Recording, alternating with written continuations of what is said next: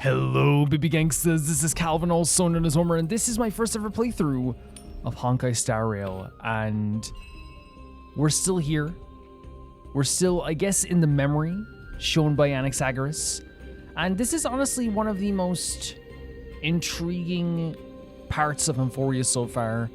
I'm hanging on every word that Anexagoras is saying. The whole situation with Castorice, the story of Styxia, Polyxia, the stuff with Kepeli, and where Titans come from and where the Crisis Airs come from. It's like this really like amazing like drops of lore, but it's done in such an amazing way that's done through like revelations through alchemy and science. It's like a really interesting way of like dropping lore and dropping a lot of knowledge in a way, but from the perspective of a character like Anexagoras, who has been searching for these answers for a while, and a character like Castorice, who's also been searching for the answers of where the Death Titan has been for a while too.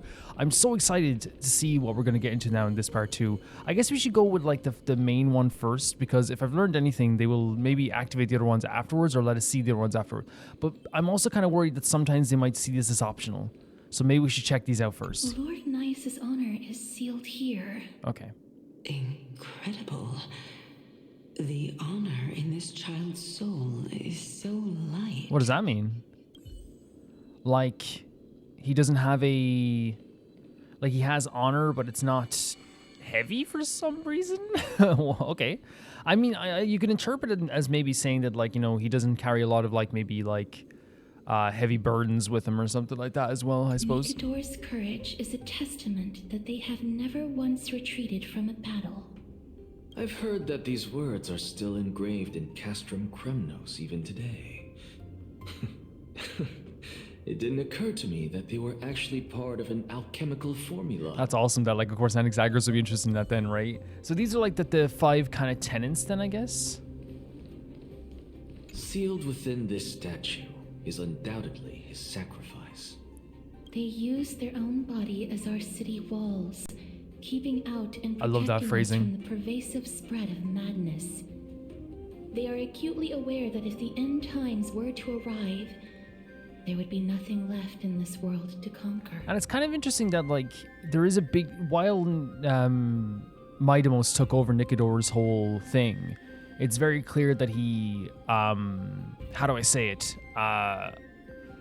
Like, has a different mentality as to why he's holding back the Black Tide. It's a very similar duty, but it's not just because he has nothing left to conquer if the world was destroyed. It's, you know, he has a care for this world now. He has care for people in this world. He has care for his own people and the people on Okema and Akama, which, like, is, you know, you could say, well, Calvin, like, you say Nikidor never cared about anybody? I'm more saying that I think that, like, Nikidor was absolutely, you know, insane when it came to his like holding of his tenants. You know what I mean? I'm not trying to shame him, but it's very clear that he was like very much like, if I don't hold back this Black Tide, who am I gonna beat up tomorrow? You know? I believe that his tenacity is sealed within this statue.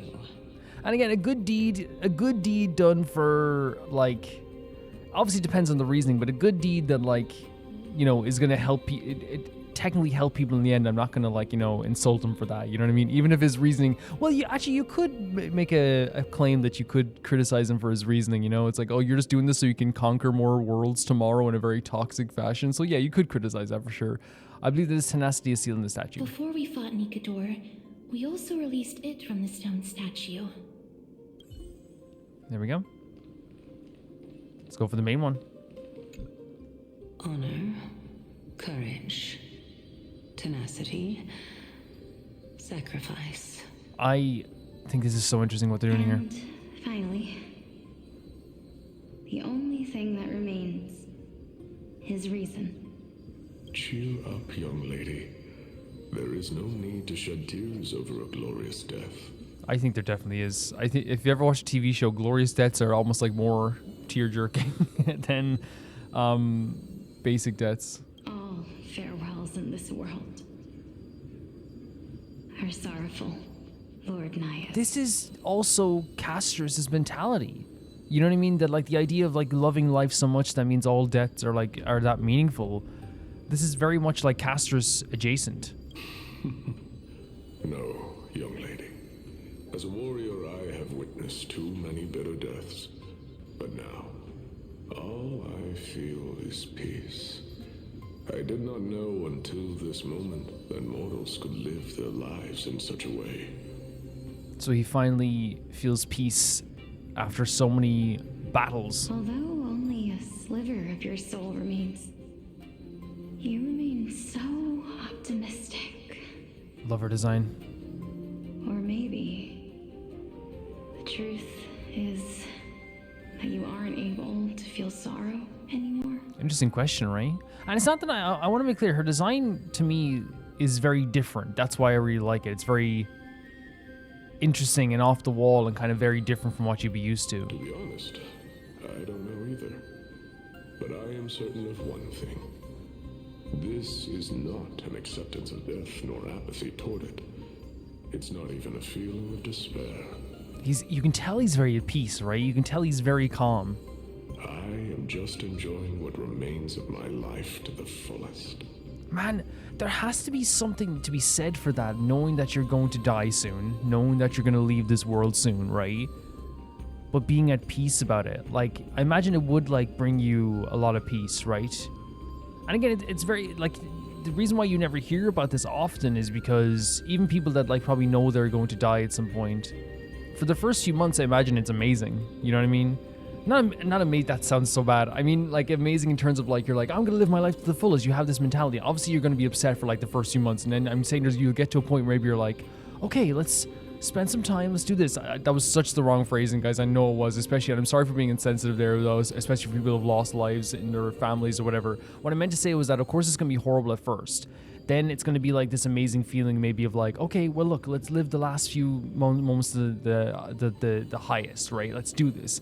But then the realization sets in as you get closer to that moment in the final times as well. So for Gnaeus to think this way, it's actually like a rarity, but also you have to like admire in some way how peaceful he's actually being, because you can hear in his voice how peaceful he is. Enjoying? Indeed. Along this journey that we've taken together, not only have I changed the world, I myself have also changed in the process. Wow.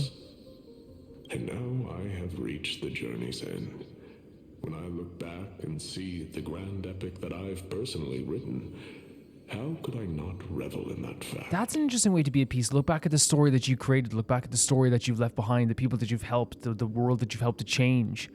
Instead of looking at like kind of like, you know, in a more pessimistic way, I But suppose. when you depart the mortal realm, won't all of your accomplishments be reduced to nothing? I don't agree with this. Separation and death are two sides of the same coin.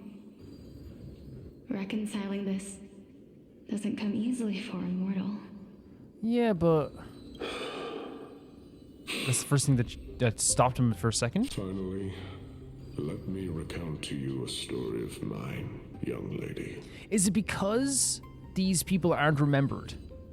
Right? Because it's very clear that, like, while we remember Gnaeus, and we can talk about Calypso here and Polyxia in front of us, we haven't heard about these characters in like before we encountered them in this way, and apart from Gnaeus, but you know what I mean? So I wonder if it's like the thing where it's like once they... Oh god, my phone nearly fell out of my pocket. Once they take over the Titan duty or whatever in this way, is it I wonder if they are just like completely gone from people's memories. You know what I mean? I wonder if that is the way that it happens. The first time I returned from the battlefield, I felt extremely hollow. This is such a beautiful piece of art. The Calamity had devoured everybody on the battlefield but me. When I returned to the city alone, the citizens held a banquet for me that was far from pleasant. I felt as though I was still on the battlefield. Whoa. And the person who had returned was nothing but an empty shell. Like he almost like maybe he was supposed to. He felt like he was supposed to die on that battlefield, or he's supposed to like, I don't know. He's saying he left himself. Like I can see the visual in my head of like, even him in the banquet hall thinking about this. You know what I mean? You can visualize it. It was late into the night by the time the banquet ended. Holy My hell. head still reeling, I returned alone to the barracks. On the way back, I encountered someone. Yeah? It was a crazed scholar looking at the night sky and muttering to himself by the side of the road. Although I tripped over him and fell, I wasn't angry in the slightest. And maybe because I saw myself in him, I inexplicably asked him a question. Do you think that it'd be better if we just died on the roadside like a couple of stray dogs? What a question. To my surprise, he shrugged his shoulders and sighed. Yeah, whatever. To someone who is currently experiencing death, dying and living afford the same amount of bliss. Now please go away and don't block my starlight. To a person that's experiencing death, dying and living offer the same comfort. Are you trying to say that there is no difference between living and dying?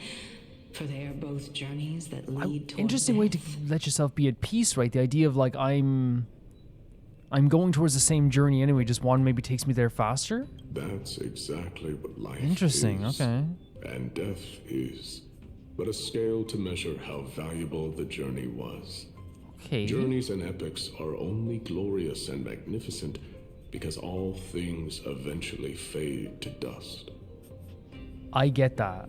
I totally get what he's saying with that, actually, yeah. The idea that, like, the only reason, like, it's like if the journey went on forever, like, then the moments that happen on the journey maybe feel less special.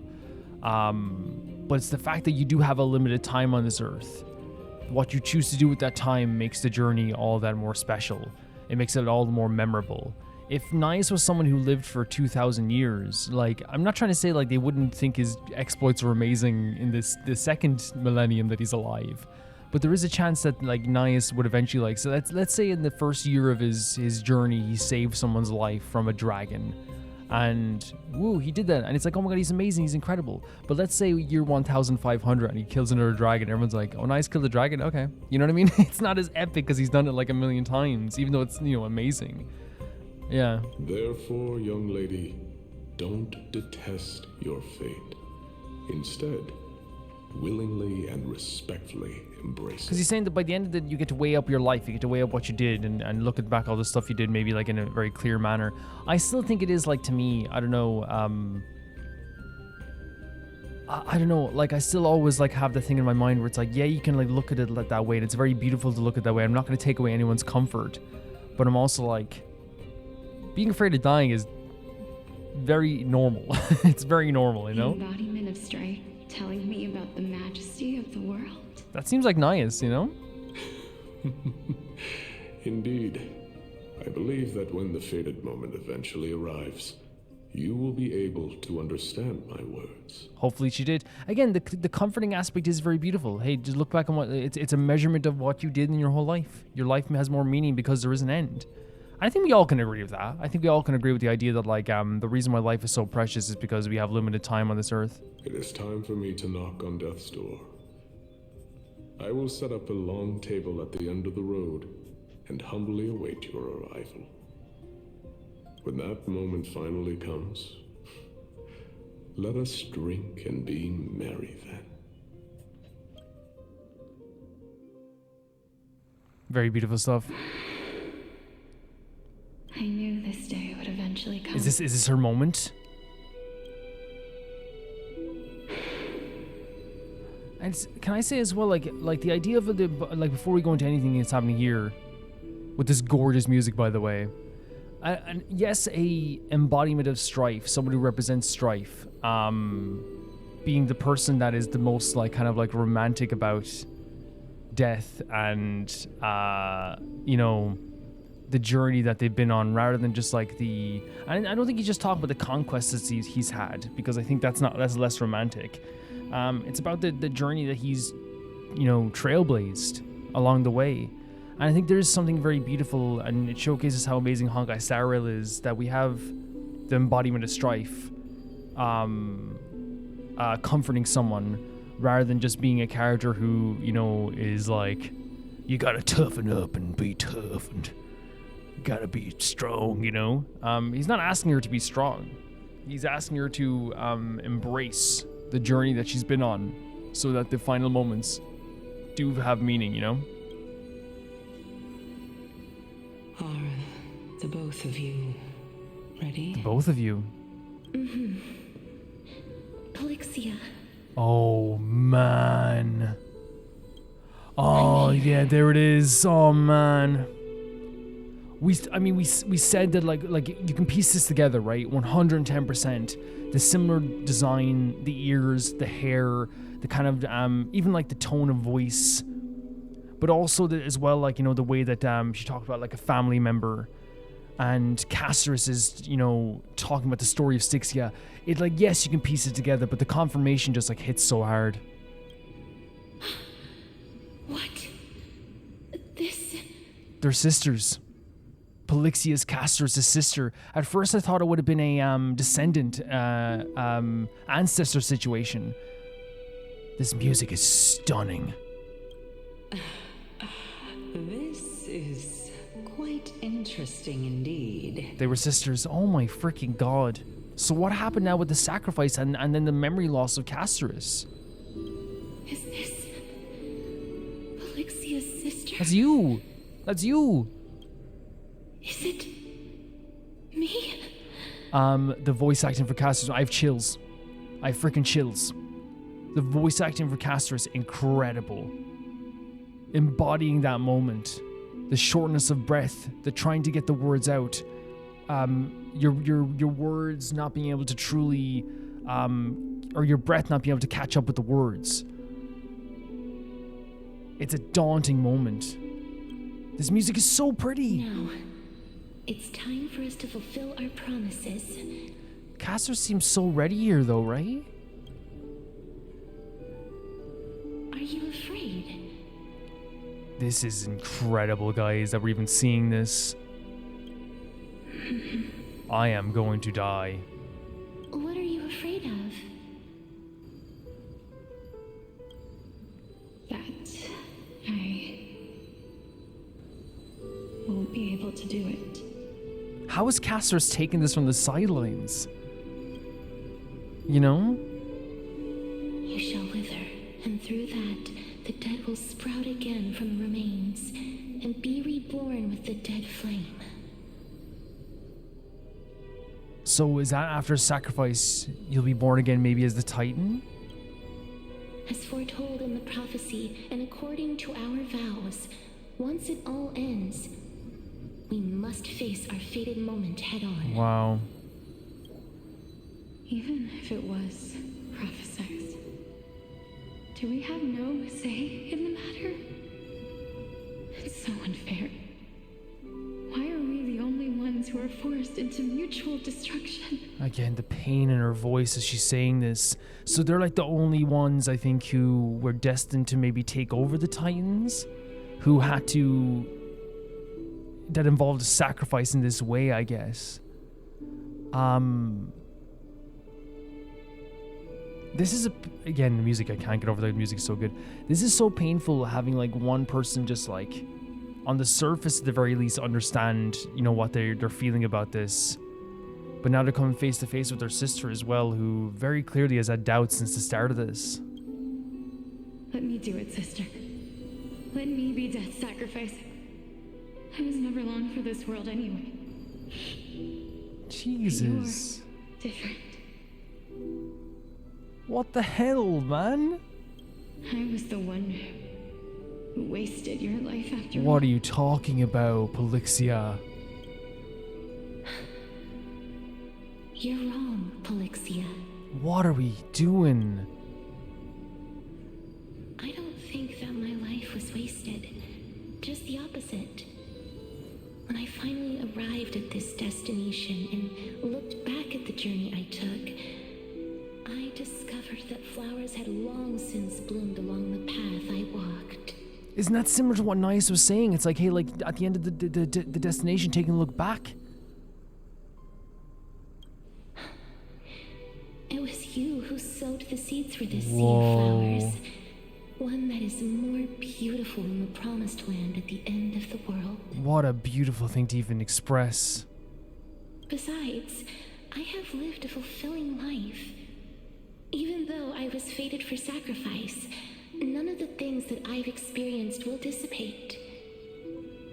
Instead, they'll forever live on as memories inside your head. Will they not? They're saying this like legitimately and like intentionally. It has to be when now that we know that Castorice didn't remember Polyxia, right? About this idea of the memories living on in your head. But whatever happened, Castorice didn't remember her sister. How could my memories of you ever compare to the actual you? Jesus, dude. That's so painful. What the hell? Well then, tell me. Holy hell, that hit so hard. What exactly are we?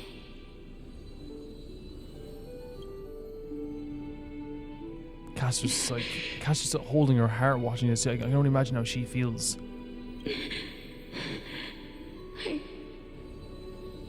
don't know. This is so hard to watch. I don't know either. But regardless of what the answer is, regardless of how we're shaped by others, or even by this world, ever since we were born, the fact that we existed was predestined, and nothing could erase it.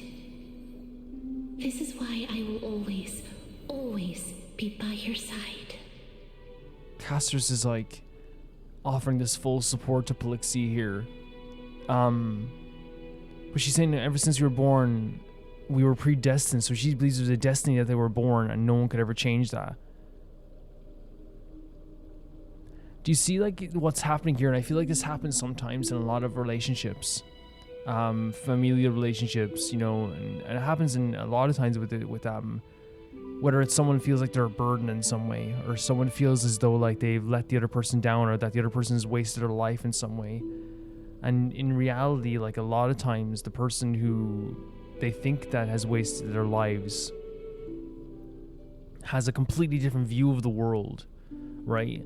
And I think it's easy sometimes to let yourself get down, you know, in the pits, thinking the worst for another person because of you, right?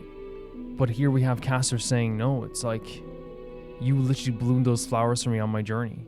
You're the reason I can look back now on my journey and be happy. We're twins. Yeah, there it is, the confirmation. Oh, Polyxia. You can tell that it's like closer. It's crazy the way they've done this, closer and closer to this moment. Her voice has changed. Her feelings have changed. She was so, for the first vision we saw of her, she was energetic and happy. But as she's getting closer and closer to this moment, it gets harder and harder. All right, my dear Polyxia. It's time to extract my heart and light the flame of death. What type of...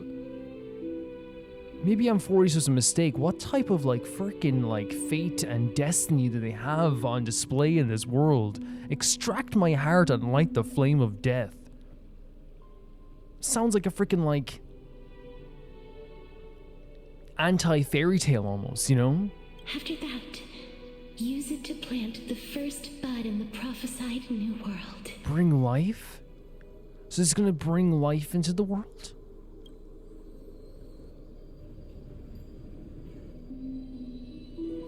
How are you feeling, Castorice? How are you feeling? If I imparted my knowledge of the art of alchemy to you... Again, I might be getting it wrong before we go any further. Is the whole thing of taking my heart and lighting the flame, is that like one of them has to be sacrificed to embody the Death Titan? Like one of them has to be sacrificed so the other can embody the Death Titan? Am I right in saying that? Would you use it to resurrect someone you What a loved? freaking... The question. No way. Death is inevitable. In the days to come, I am certain that someone whom I cherish deeply will leave me for good. Did she try to bring back Castorice? Because she asked this question earlier and the tone was even different. She says, someone I cherish deeply will leave me for good. If such a mighty power Yes. really existed, No way. I think I would use it without hesitation. Did she bring back Castorice? Is that why Castorice is still, like, walking around right now? Even now, my answer remains the same. Holy hell. This is why, sister, I promise you, Oh my god. in the prophesized new world, I shall plant the first bud on your behalf. What? Go now. Return to the ocean god's treasured pearl. Our hometown. This is Styxia as well. Obviously things will get revealed more as they go on here as well. But I'm wondering, did she, like, is the reason why Castorice is alive right now is because I wonder, did she, like, try to bring her back or successfully bring her back in some way? She said she's planting the bud of life in this new world, right?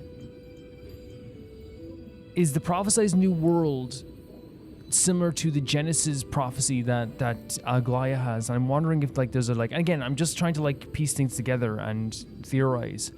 But I wonder if it is a thing where, like, this prophesized new world has been a thing for a long, long time. Or maybe it's a different type of thing where, like, they had a different idea what the new world would be.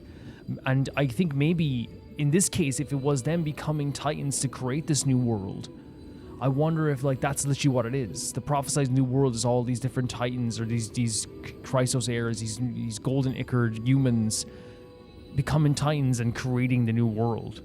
As we saw it, as I heard it in poetry and music, as we heard Trippy singing at the start of this game, not singing but reciting the poetry at the start of the game. I wonder if that is it. I shall open wide the entrance to the nether realm. There it is. And grant you a second life. The living beings on this earth shall respond to my call Oh man. and lead you to the sacred daylight. So she was again the nether, and she did. Okay. Remember, do not look back on the land of the dead, and do not stop moving. In the new world promised by the prophecy, march toward your new life. This is insane, guys. She was always against the idea of, like, this sacrifice, and she had you could tell she was always, like, questioning it and stuff, I guess, too. And the opportunity she gets to bring her sister back, she does it first thing. As for the price of our Oh, Jesus. exchange, let me be the one to pay. I'm not surprised this is what it is, by the way, but it's just when someone says it out loud, you know, if it's life for a life, right? It's equivalent in exchange. And what's so crazy about this, I wonder if in this game's effed up logic and alchemy's effed up logic is the reason why this worked is because they literally see a twin's existence as, like, an actual exchange for another twin. You know, because if you tried to bring back your brother, they might not see it as an equal exchange. This is insane. Holy hell, guys, my heart is pounding. Everybody, we've come to the end. Unfortunately, I am not compatible with the Supreme Being, so I was unable to completely fuse their soul into my own body. However, being able to glean all this from them is exciting. So he wasn't enough. able to actually fuse himself with Kepele. But you know what's so crazy about this? This is how I know, and I know he is a really dedicated scholar. You know how I know? Because this is how historians act. We're going to try and discover an ancient ruin in the middle of Europe. We go down there, we don't find it, but we did find an old piece of pottery. And you'll ever hear historians talking about this, the first thing they'll say is, like, someone might be like, oh, are you disappointed? No, I found this really cool, like, pottery from the 1400s. You know? It's like, this is what he feels like. It's like, yeah, I didn't get to do what I wanted to do, but oh my god, the information I've received. I'm certain of this now. Before the Titans that we are well acquainted with were born, a group of heroes roamed the land. These heroes followed a prophecy Jesus, and man. took possession of divine authorities one by one, until they eventually became the pantheon of of the new world. This is like them literally becoming the Titans, right? They were a group of heroes. Like, to me, like, it's such a romantic story, but at the same time, too, like, so heavy, right? Just like the flame chase journey of today, Amphoreus' history is cyclical. Yes. It genuinely does feel like the idea of, like, because you were saying that it's similar to the prophecy. It genuinely feels like once this prophecy is done with Aglaea, then is there an idea that, like, years later after that, more people will become that same thing, you know? Holy hell. What a startling revelation.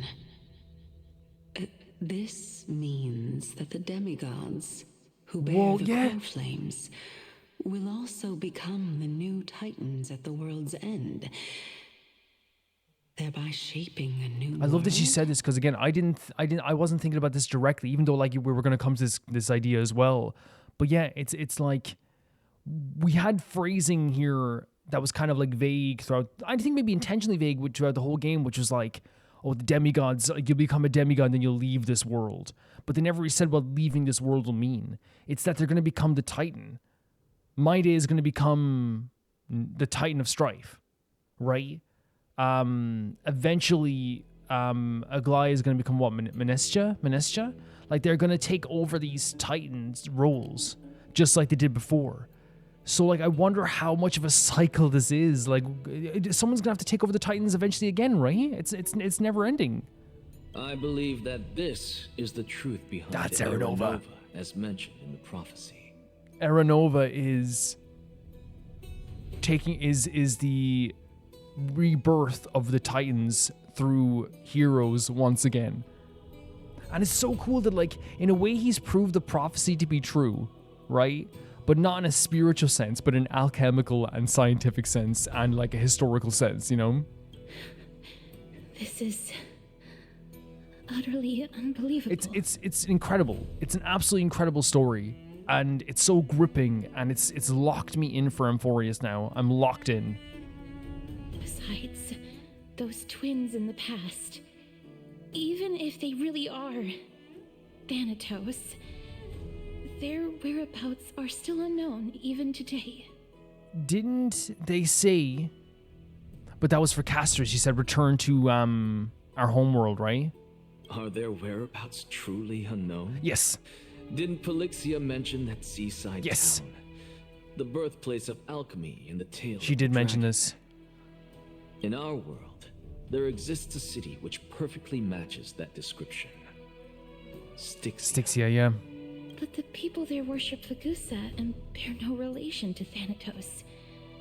I have also never been to that place, as in the time of Aidonia, it had long turned into underwater ruins. This is interesting, because like maybe I mixed stuff up, because I thought that like Castorice knew of Styxia, but I guess like she still saw it as a story. In my mind, I thought that like that was like her homeworld, but I guess it technically is, but she just doesn't remember it being her homeworld.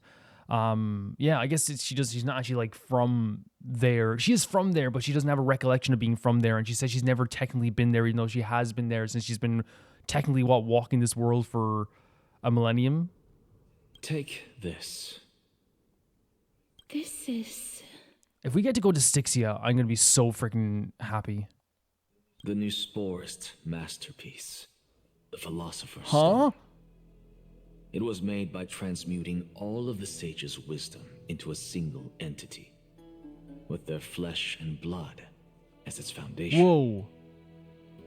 Is this all the sages like Calypso and all those sages? Into one stone? What the hell, man? A philosopher's stone? Can I just say, as a Full Metal Alchemist Brotherhood fan, and a person who thinks it's the most perfect show ever created, right? Anyone is a fan of Full Metal Alchemist Brotherhood as well. And not only that, can we be honest here too? Shadow of Memory is one of the greatest games of all time. When I hear Philosopher's Stone, I tense up like a demon has arrived into my home. You know what I mean? Oh my god. Remember? I've mentioned before that the art of alchemy is all about conversion, tempering, and ascension. This process also applies to the pursuit of truth. Regardless of how unbelievable this sounds, the truths of the world have been refined from the impurities. Is he kind of saying that you have to sift through the murkiness, the lies, the falsehoods, the people aggrandizing a story, and that's how you find the truth? Think about the story of the dragon. This stone will lead you to your real hometown, allowing you to reform the door to the Netherrealm. Wait. And discover Thanatos' fate. Wait. Somehow she's gonna use the story of the dragon to find her real hometown, but also open the door to... Okay.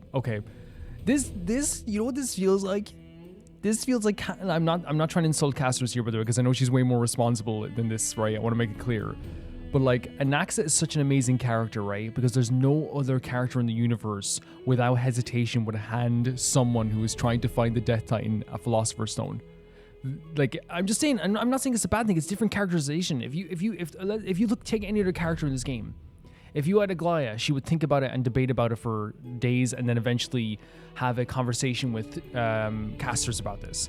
If you had Phynon, he would feel like it's his duty to go find the Death Titan himself for Castorice. You know what I mean? If it was Stell, like, she probably would, like, you know, be bent out of shape trying to, like, you know, figure out just how to, like, approach this. The reason why Anexagoras is so different from other characters and why he's so interesting in that sense too, not the other characters aren't interesting, it's just the reason why his character is interesting, is that he found the Philosopher's Stone, he found out this truth, he found out this information, and then he turns to Castorice and goes, take this, right? Any other character would have hesitated. Any other character, but he isn't. He's all about the pursuit of knowledge, truth, and and in this sense, I think it's like a thing where he's obviously returning the favor to Castorice for what she's about to do for him as well. But I do think that, like, in the long run, like, this is all revelations for him. This is all truth for him. You know what I mean? And I think also, since this was his student as well, you know, helping them find the truth and helping them open their eyes in some way is probably very, very meaningful for him also. You still look as confident in your victory as ever. But what if your conjecture is wrong? Great question, though, isn't it? Simple. I shall merely admit to the entire world Love that it. my experiment Love it. was a failure. Love it. However, my line of thinking will not fail, because I have already planted the seeds of doubt into the hearts of The side smirk, look at that. That's what I'm talking about. Him giving the Philosopher's Stone to Castorice is also, I think, as well, he loves the idea of people breaking out of the and learning the truth. And the idea of this mentality of changing people's hearts and minds about this stuff as well. That's all he needs. That's all he wants. Is like a seed of doubt. Because even if his experiment fails, as he said, even if like all this is not true, now he has Castorice questioning a lot of this stuff, right? 100%. Now he has Cersei's questioning some of this stuff, right? And then like the people that will come to witness whatever happens here as well are gonna feel the same way too. The thing is, like, I also love him saying, like, I'll admit that I'm wrong, because again, he's a scholar through and through. He actually cares about his experiments and finding the truth and this exploration of the soul and all this stuff. A true scholar knows that being wrong doesn't mean that it's a failed experiment. Being wrong just means it takes you closer to, like, either the answer itself, or at least you have another avenue to look for other options. Think of Mythbusters. Those guys get excited when a myth is busted. Not because then that's the thing. It's because that's a beautiful thing too. Realizing something was wrong all these years, but then also it like leaves an avenue for more discussions as to why people think this way.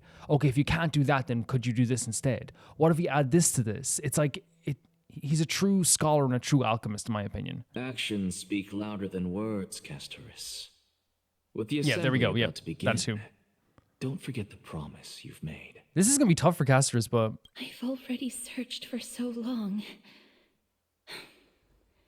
I'm willing to try one more time. yeah. While we converse, her life is also slowly slipping This is the away. thing. Castorice is willing to join this whole thing with Anexagoras, not because she's betraying Aglaea, but because this has been such a long journey for her. Not only that, but Stell's life is in danger. she values life so much, and also this journey she's been on has been so important to her to find the Death Titan, and now she's finally been given an option. After all these years, she's been given a little bit of an avenue. Someone has opened the door a tiny bit, and this idea that, like, you can't blame her for wanting to peek her head through and see if she can squeeze through that doorway. You cannot blame her. You can't. But before I leave, I have another question. What exactly did we witness just now?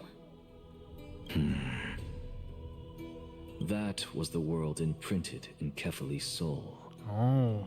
If we are to prove its existence, you must take the final step. Go. Do not disappoint me. This is what I'm talking about. The pursuit of truth, right? The pursuit of truth. And he says here that exactly like that was the world imprinted in Kepele's soul. Kaus, who would have taken over Kepele, right? If you're to prove its existence, you want to take the final step, go on, do not disappoint me. He's talking to a student right now, by the way. Is it, and now here's the thing, I could get this wrong, but if Castorice uses stone to open this up, and then she's able to find the Death Titan, right? There is a chance here that she could, like, I guess, prove his theory correct. I'm trying to think, like, how exactly this would prove his theory exactly correct. Is it because she would find the evidence that the Death Titan is exactly where her sister said that she could be, their homeworld, that she's still in Styxia? Is it that, like, she will be able to get the core flame from the Titan of Death? Maybe I'm just like, I've already said it myself. Discover Thanatos' fate. Yeah, so if she discovers Thanatos' fate, he believes that this will also help his conjecture. As I said before, like, it's a pursuit of truth. It's finding out more of this information. If she goes to this place and it doesn't work, then it does say that, like, his kind of conjecture about the idea of, like, this should work, that you should be able to do this, you should be able to find your homeworld was wrong. She's going to prove him right in that way. I understand. This is so cool, man. This is so cool. I could die with happiness now. Hey, child of humanity. Don't get antsy. I still remember the question you posed to me. Oh my god. As a scholar, I do not wish to offer up ambiguous conclusions. Let's discuss this topic again when she manages to find the evidence. Okay. I merely wanted to ask, was that stone transmuted from your heart? Circes! If so, rebirth is no longer an option for you. Why not? When I was a child, I lost someone dear to me. When I was a teenager, I lost my faith. Wow, I can't. A while back, although you saved my life, I also lost my soul in the process. Guys, I literally titled the last video that Anexagoras is incredible, right? Because legitimately, I think he's just one of the most interesting characters ever. To me, he's like the most interesting Honkai Star Rail character ever. Like, every single word he says, I hang on it, and I'm just like, I could listen to him talk for hours, even if I don't agree with everything. Like, look at this phrasing. When I was a child, I lost my sister. When I was a teenager, I lost my faith. So freaking cool. He lost his faith in the process of the Titans and the Flame Chase journey, all this stuff. A while back, you saved my life. I also lost my soul in the process, but he was still brought back. Now I'm merely forsaking my body. Like, what's the big deal? Like, look, who says this? He's so interesting. I'm merely forsaking my body. He's like, I don't care. I've lost so much already. And I'm still here. I'm still making these discoveries. He made that philosopher's stone. Is that what she said, right? He made this philosopher's stone. Yeah, that stone from his heart. And lied about it and pretended he used transmuted souls from other people.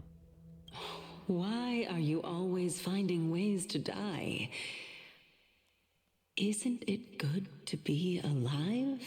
Interesting question, but I think I think the truth is so important to him, and this stuff is so important to him. This is but a necessary sacrifice on my path to transform into the purest of them all. Which is?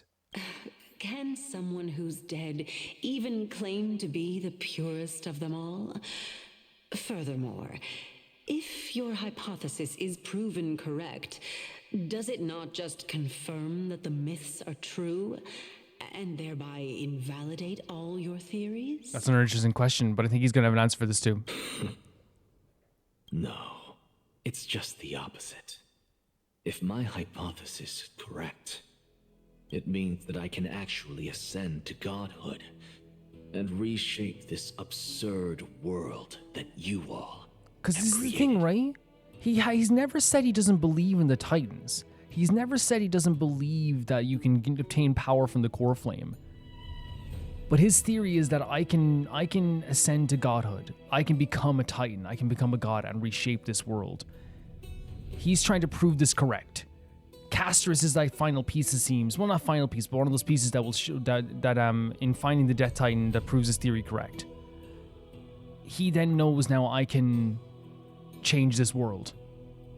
And he says it's absurd world, by the way. He freaking hates the way that people live their lives here. He hates it. Because I think it's not because he hates people.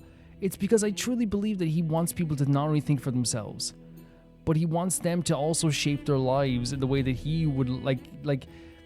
I think it sounds like he's being arrogant and really snotty and all this stuff as well, but I genuinely just believe that he wants people to have an eye-opening experience. He wants the world to be placed in the way that there's not this insane maybe reliance on the Titans either. I think he cares about the idea of the individual soul more than the idea of one big gigantic prophecy, in my view. Jesus Christ! But she said also, by the way, you can't be reborn. Does that mean that? That's oh, a lot to take in. She told him. Again, by the way, I hope my words are all jumbled around the place. So I think I understand what's happening, but I think I'm just so mind blown by all the stuff happening here that my words are probably all over the place 100%. But she said that he won't be able to be reborn. That to me screams the idea of this is the last stop for you. There's no more of a you have 15 days left to live and you just gave away your one chance to be reborn. But he kind of retorted back by saying, well, actually, how has that ever stopped me in the past? I've lost so much in my life. I'm just giving up my body this time. Because I don't think he values the idea of his body or his physical form as much as he does the way he can use his soul, right? The way he can ascend to godhood in that way. He doesn't care about the idea of living on this earth with his physical body. He genuinely cares about changing this world. You know? This is such a great... I'm sorry that I'm so jumbled here and I'm just falling over my words. It's just I'm so excited. This is to me one of the coolest and most intriguing and interesting stories they've ever done in this game. It's so interesting. I love it.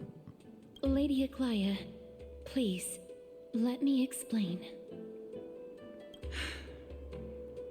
Go on. You know that the core flame of death has always been the greatest unknown regarding the Era Nova. Mm-hmm.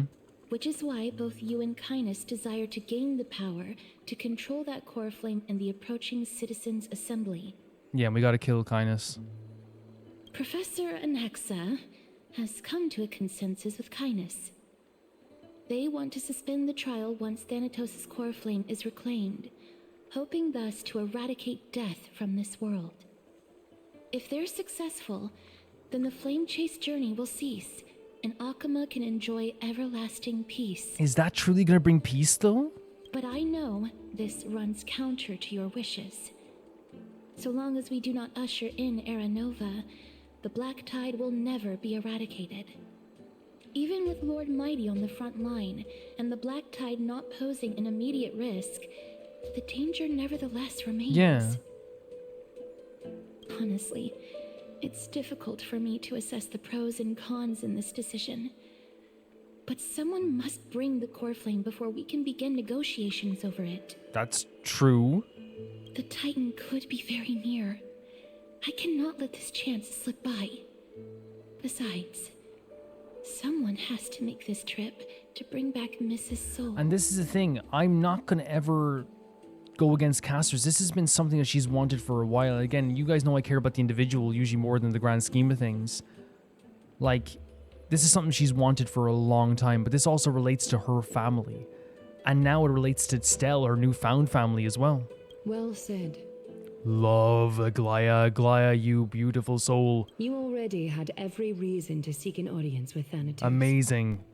It's that great performer who has weaponized your wishes and placed us in this difficult situation. Again, bad-mouthing Anexagoras, but I think that Anexagoras, what he's done is he's dropped the fire onto the oil. Because as I said before, I think that what would have happened is there would have been a debate about this for a while. Anexagoras has made it so that basically like the urgency is there. The goal is there. It's like Castorice was on top of the slide getting ready to go down the water slide and he pushed. You know what I mean? A world without death. Do you desire that too? Castorice, I feel like she'd love that. She loves life so much, but to me, like the idea of like death also, as we saw the thing with Gnaeus, it's what brings glory to that journey, right? If fate dictates that my path must oppose yours, I will do all I can to resist it and protect what I aspire to achieve. Okay. Lord Mighty showed me that without taking the first step, all talk of what follows is moot. Castorice, you've changed. Unsure of what to say but offer a smile. Have mercy, Aglaea. Stay your threads. She's not going to do anything to Castorice. As I said, Aglaea, if she got the Philosopher's Stone first, she would debate about it for days. And not because she's a bad person, but because she is very much like, she's not like a fanning the flames type of person. She is an action type of person, but I feel like she has like some well thought out actions. Anexagoras dropped fire onto the oil because he knew, I think in his mind, he knew the only way that really to like get this going wasn't to go to Aglaea and be like, hey, Castorice should do this. It's to just go to Castorice and be like, you want this. Do this. Prove me right. Because it would have taken a lot longer. And what Castorice is saying here, I think, is again, it is very new for Castorice. I gotta just take that first step. And I believe in Castorice because, again, this is something she's been talking about for so long. And I think what actually has happened here is a mixture of the Philosopher's Stone being given to Castorice, seeing the past of Polyxia, and Stell being hurt. It's what changed this whole journey of finding that stuff, because now she has another reason to go to the Netherrealm. She has a personal reason with Polyxia to go to the Netherrealm. She has the means to possibly go to the Netherrealm. All of that changed in the past week. All of it changed. I'll give her a smile. Of course. No, I'll give a bigger smile than that. I have always hoped to hear you speak your mind, Cass. And I am glad to have heard your true thoughts. Love it. Again, love it. I love this game. I freaking love this game. Aglaea, like, she's so happy that Castorice is just being herself. Styxia. I visited that place in the past. Though it is now an island surrounded by the river of Souls torrents, it's not hard to see its former splendor. Tourist operations here for Aglaea. Go. I will not stand in your way.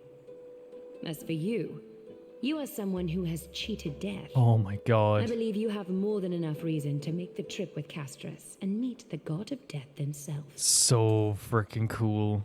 Castorice, I too look forward to your journey. I wonder what kinds of new interpretations your completed story will bring to the Flame Chase journey. Aglaea and Anexagoras, you need to hang out together, have a cup of coffee, and talk. Both of them have basically said to Castorice in their own way, I cannot wait to see what your journey brings to my journey and our journey. Anexagoras, prove me right, prove my hypothesis right. Aglaea, I can't wait to see what this brings in terms of like the changing of the Flame Chase journey. It's legitimately like a mother and father who have divorced. but like still have the same mentality of like raising the kid. it's like they're both giving advice to their kid, like, you know, like the kid gets hit in school and they go like, you know, listen, you got to stand up for yourself. Go in there and tell them what you think, right? And then the mother goes, listen, I think that, you know, you have to do what you think is right. Go into that school and tell them exactly how you feel. And it's like they're both kind of saying a similar thing, but like it's like from a different side and a different perspective. That's probably a bad example. You know what I mean? They're like two like divorced parents, kind of like raising their children in ways that kind of like have that they're different to each other, and you could tell that they would argue at the Christmas dinner, but they have like a like similar tenacity and mentality. You know, they both have that kind of like tenacity mentality and like in a way care for the journey that they're on, right? I don't know, man. It's just so freaking cool. Shout outs to like patron Esmanako, because I think he was I think they were the first person that said to me that that were like a divorced couple. So it's not just me coming up with that on the spot, by the way. So Thank you, Lady Aglaea. She's very taken back by that. I hate to put a damper on this heartwarming moment, but if Styxia is now an island surrounded by the river of Soul's torrents, then how do we find a way in? Good question. Lady Trippy is probably... The answer is quite simple. In the Mids, Zagreus once made the domain of the dead their treasure vault. That is to say, they could enter and leave the nether realm as they pleased. And if they could do that, then it follows that the demigod who inherited their divinity must be capable of the same. So we need a Chrysos heir of Zagreus. I'll see you at Memorial Palace at Action Hour tomorrow. Cipher shall be your guide to finding that ancient city. Cipher knows siphoning. Here we go. The tumultuous day comes to an end and everything disperses, each lost in their own thoughts. Honkai Star Rail, I actually love you. Nameless recollection. I will be looking through these guys. I want to make it clear I'm going to be pacing myself with this stuff as well. I will be looking through this stuff. I will be looking through this stuff when I get the chance. I'm not gonna, again, it's not going away. I want to make it clear it's not going away. We won't have a massive issue with that. Can I say that the reason I love this game so much is numerous reasons. Characters, visuals, music, story, all these things that really come together with Honkai Star Rail to make this game so incredible. But nothing really compares in my mind to the feeling I have that this game gives me, where my heart feels it's like when it's a similar feeling to like when you're excited to meet like the person you like. You know what I mean? It's like I have this feeling in my heart where it's like it's not pounding aggressively. I can just feel it. You know what I mean? And like my body has chills and I feel like elevated. And these are the moments that do that to me because I'm so impressed with like the writing and the characterization. The way that they write Anexagoras and Aglaea is more than stunning. The portrayal of those characters and the other characters too, like to make you easily understand each character, they have this build up that is absolutely incredible. And I think also they've had even more build up this time around because we've gotten to do it in a way that like has taken much more time, but I think it's really good because I think they knew that this stuff was going to be crazy, so taking more time to really build up on those things was a really, really smart thing. And the reason I'm talking about that is because with the Castorice thing, right? For the whole time that we've known her, we've known a lot of things about her. Let me just pause here for a second. We've known a lot of things about her. One of the things we've known about her, she hates the idea of death, right? Because life is so beautiful to her. She's wanted to find the Death Titan because this is a part of the core flame and the flame chase journey that has been something that has been missing from the Era Nova prophecy this whole time. Where is Thanatos? And we also know because of those two things and those like very dedicated parts of her life that have been told to us subtly and also on the nose sometimes too. Once we get to a stage where she is given the means to open up a portal to the Netherrealm, and once she gets that means, her taking it without hesitation and her just accepting it is the most realistic and open and honest portrayal of a character. If all this time We had Castorice sitting there being like, I would never ever go against the Flame Chase journey. Never ever. Never ever. Death is just inevitable and all this stuff. Like, if she was like that, when she got handed the Philosopher's Stone, she was like, yeah, I'm going. I'd be like, this is too quick. Why are we doing this too quickly? The fact that, like, honestly, she even went back to Aglaea is, like, just shows that she has a respect for Aglaea. But if she just went straight to Styxia, I wouldn't be surprised, you know? I wouldn't be surprised. It's a great characterization, a great way to... And then also the stuff with Stell as well. We saw her, like, care so much about Stell, and I think the Stell moment changed everything for her. Because I think that she saw so many people die throughout her life, and then she saw someone who has fought for the people of Amphoreus without even knowing them about to die, and her mentality went from I'm protecting the people of I'm seeing the people of Amphoreus die all the time to this person that's come from beyond the sky who didn't need to help us is about to die because they entered that world. I don't want to see another person die, especially not this girl who has helped us so freaking much. I think that set her on. I think we saw that when she was touching her face, she was desperately trying to find a way to help us. All that coupled into one, her curiosity that she's had through her whole life to find Thanatos, her wanting to see people not die anymore, and her love for Stell. It makes the moment where she takes that stone and says, I'm going to open this freaking gate, and I'm going to go to Styxia. It makes that moment so realistic and understandable. So understandable. Its characterization, like, it's perfect. I am getting chills thinking about it. It's so perfect. And then we have the stuff with Anexagoras and Aglaea as well. Anexagoras, like, he is someone who doesn't get the credit, I think, sometimes in this world for being such a caring person. But he's also someone who, like, believes in alchemy and science in such a very strong way. He doesn't mind being proven wrong. But in this sense, you see the true Anexagoras, right? Where he doesn't want credit for discovering something. He doesn't want to be this well-known person who lives on forever. He doesn't want that, right? What he wants is that information and the hypothesis to be proven correct. Yes, I'm not trying to make it seem like he's not some bitter person sometimes. He is, and it's hilarious. It's hilarious when he's bitter.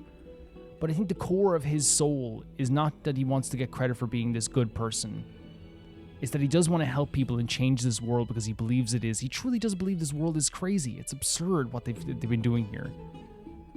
But he also will try to change things in a way that it seems on the surface very selfish. But the fact that he used his own soul for this Philosopher's Stone, making so that he can't return, and then the lines afterwards shows Anexagoras' character so much. I've lost my faith. I lost my sister. I lost my life already sitting up there at the throne. Who cares about this body? He doesn't give a damn. He's the prettiest freaking man in the world, right? Apart from Dan Hong, right? I shouldn't be saying this when actually can I? Wait 1 second here. I shouldn't say this when Aventurine's there. Sorry, Kafka, can you stand there for a second? Okay. He's like the prettiest in the world besides Dan Hong, right? I want to say that. And it's not about vanity. It's not about the care for his body. He ripped out his own eye because he doesn't give a damn about his body. That's showcased. And again, that's why this writing is so good. They showed him that he would sacrifice his eye, and he was happy with that just to see his sister one time. So when he says, I don't care about my body at all, I don't give a damn about it. I just want to find out the truth. It's believable because we know that he was willing to just get rid of his eye to see someone for one time. Obviously, that wasn't the original intention, but then he was okay with that. That's why the character writing in this story is so interesting and so good, because you see a build up to it. You see the character writing it starts here and it goes to here and it makes sense. It's not like this thing where it goes from A and then in the middle of A to B, it does a zigzag and you're like, wait, what happened there? Wait, what? Why does that make sense? No, it all makes perfect sense. And the same with Aglaea. Aglaea accepting Castorice's mission here, right? You could argue, hey, but Aglaea cares about the Flame Chase journey above all else. But no, right? She has shown that she has a care for Castorice and the people around her. She's shown that she's not just this malicious, evil person who's going to do whatever it takes. She will do whatever it takes, but not in a sense at the expense of someone like Castorice. Her accepting of Castorice's journey here is not her betraying the Flame Chase journey. She truly believes that the Flame Chase journey will be improved by this some way, right? It's so incredible that, again, these characterizations, man, it's so freaking good. I could go on forever. I love it so much. Okay, Kafka, it's time to, I guess, head to the private chambers and speak with Mem. Downhung isn't back yet, huh? I told Aventurine what you said. What do you mean you told? I told him what you said. So am I the third pretty? No, you're gorgeous. You're absolutely gorgeous. Okay, then say that to Anaxa the next time you see him. I don't think we... No, just say it to him. Just say I'm the second prettiest character in Honkai Star Rail. Okay, I can say it to him. Okay, I'll be waiting. What, you mean right now? Yeah, right now. Text him. But I don't even have his number. You sure? Yeah, I don't have his number. Okay. I believe you. But if you ever betray me again, I swear to God. To me, it's one of those situations where, like, you know, like, if I had to rank who's the prettiest characters in Honkai Star Rail in terms of the dudes, Donhong's number one, right? And then and anyone in my Patreon can vouch for me when I do rankings of like K-pop artists. I usually do number one, and then I let everyone else just like decide who all the other ones are, because I don't like, you know, it's like whatever. Aventurine and Anexagoras are both gorgeous. You know what I mean? They're so pretty. So I'm never gonna betray Aventurine's pretty face or his pretty mind. It ain't happening, guys. Hey, friend. Is the debate finally over? Did you win? Oh my God, like our mother waiting for us to come home. The upper hand is ours. We've trashed them. We're tied with the Council of Elders. We managed to win ourselves a glorious defeat. I'm gonna say we're tied right now, even though I think it's like they kind of got the upper hand in the debate for sure. Oh, that means victory is around the corner. Maybe not. Well, moving on. I was hard at work even while you were at the debate. I borrowed a mountain of books from Cass to see if I could find a way to solve your problem. Let's see. I still have... Mem doing research for us is so sweet. only 32 books to go. Oh my God, I couldn't. It's okay, Mem. We found a way. Oh, Mem was literally going to try and find a way. Absolute sweetheart. Oh, that's fantastic news. I knew it. Hard work always pays off. Especially if you're as diligent as Mem. And you are diligent. Will, like, you can spoil it, guys. Will they let us pat our belly? You know, just once. That's all I'm asking for. You know what I mean? Like, I don't think I'm asking for much. Right? Just the final cutscene of Amphoreus is her us going pat, pat, pat. That's all I need. I feel like a huge burden has finally been lifted off my shoulders. She is such a sweetheart. She was literally trying to find out she's trying to find a way to save us this whole time. She's probably worried sick. By the way, don't actually spoil if we can pat her belly, right? If it does happen, I actually want to be surprised. Why are my eyelids so heavy all of a sudden? I think your body's telling you it's okay to relax now. There's nothing more we can do for now. Let's get some rest. This happens to me all the freaking time. I remember specifically when I was like working a different job.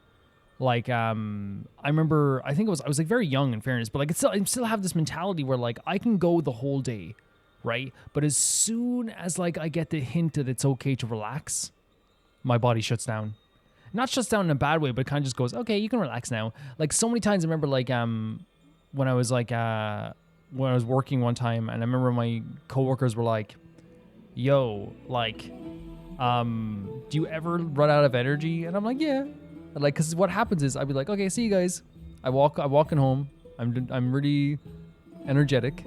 And then as soon as I cross the threshold of my doorway to my home, my body, there's something in my brain. Maybe you guys can know this is like psychological. There's something in my brain that goes, yeah, it's okay. Relax now. And my body just goes, like, here I go now. And I lie on my bed for like an hour. Like, I really feel like that's I don't know. It's normal. Oh, you're right. Then I'll go back to... It's also the anxiety is probably making Mem tired too. As their custom, Mem was astonishing dexterity slipped back into their secret little hideaway. Good night, Mem. Good night, Hakama. Whoa, still. It is nighttime now, right? She was like very deep for a second, right? Very spiritual for a second. Later, somewhere in Akama. Who is it? Who is it? Who is it? Who is it? Oh, wow. Cass? What a surprise. And this, by the way, once again proves what I was saying about Trippy, by the way. I think that they mourn deeper in secret, right? They're definitely coming here all the time, have a little bit of a cry, and then in public they don't cry as much, is what I'd say. Lady Trippy, is something troubling you? I just wanted to speak to Lady Trian for a bit before I set off.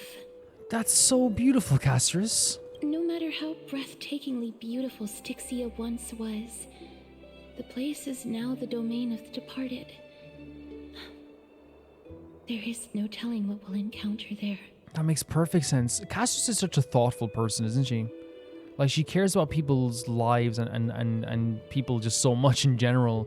I think she's the type of friend that, like, you know, she heard you had a bad day and you hear her knock on your door and she has all your favorite food, you know what I mean?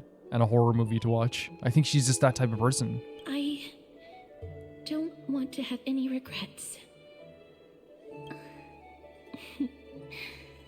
Has anyone told you that your eyes are sparkling today? What? That's so beautiful. What? Is that a figure of speech? Is it because there's like an excitement for the future? Maybe just like she's finally gonna get to, like, you know, find some answers. In the past, when you did smile once in a while, Oh. all of us could see that your heart remained troubled, even as you smiled. Okay. Lady Trippy, you know perfectly well that see you tomorrow is nothing but a white lie. And this comes from the heaviness of, like, thinking about people dying and how much she's afraid of the idea of death. I hope your toughness is not a mask hiding a lonely heart. Cass, you hardly ever talked of your past. None of us knows what you went through, apart from Maggie. But we know it must have been filled with pain and hardships, as it is the fate every Chrysosaur is destined to live out. They're destined to be in pain. We are just happy for you that the core flame you're meant to inherit has finally surfaced. Oh, look at this smile. Again, like, that's the thing. I'm guessing, like, you know, like coffee talk, like, you know, like, when you like coffee talk in the office or whatever, when you talk to each other, like, over, like, break. I can just imagine, like, Aggie and Trippy just being like, I'm so happy for Castorice. That's the thing. Aglaea, like, is she's not going to stand in the way of something for Castorice, right? And, like, I love her saying, like, there's a sparkle in your eyes, because I think that, like, that always happens in life. Have you ever seen someone who's been down in the dumps for years and they finally find what they want to do, and they have a skip in their step? You can see it. They've changed. Their body changes. Isn't it a little too soon to say that? I think they're just happy for you on the base level. But you already know where tomorrow is, don't Stop you? saying the word tomorrow, please. There's no need to rely on anyone else. Just give it your all and leave no regrets. We have always believed that your embrace is just as warm as everyone else's. Oh.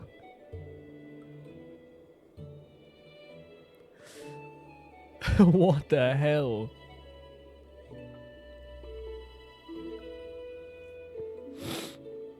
Oh.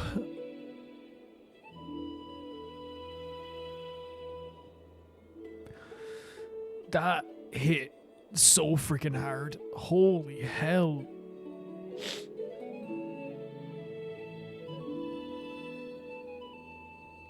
That was one of the weirdest experiences. Like,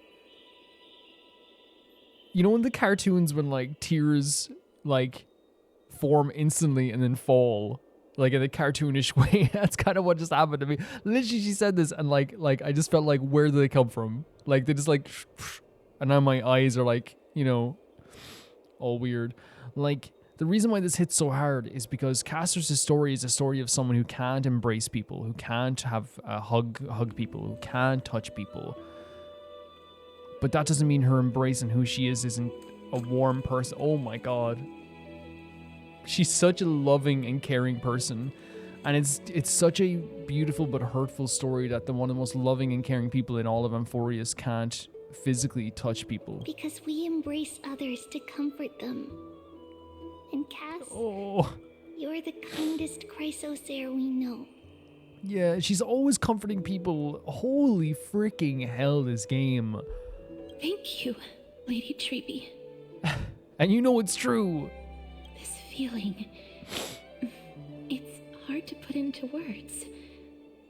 I suddenly found myself with so many wishes, so much I want to accomplish before setting off. A new lease on life. A new lease on life now. Then go do it, Cass. Trian was actually working on a surprise gift for you. It's a pity she didn't get to finish it. Aww. But now Trinan and I are working on it, and we'll make sure to give it to you. So, let's meet back here when you return from Styxia. Safe travels. I almost... See you tomorrow. The F word nearly came out of my mouth so viciously. Like, see you tomorrow. Again, it's about that journey. But in this sense, I think Trippy saying this is saying, you better get back alive. I'll see you when you get back.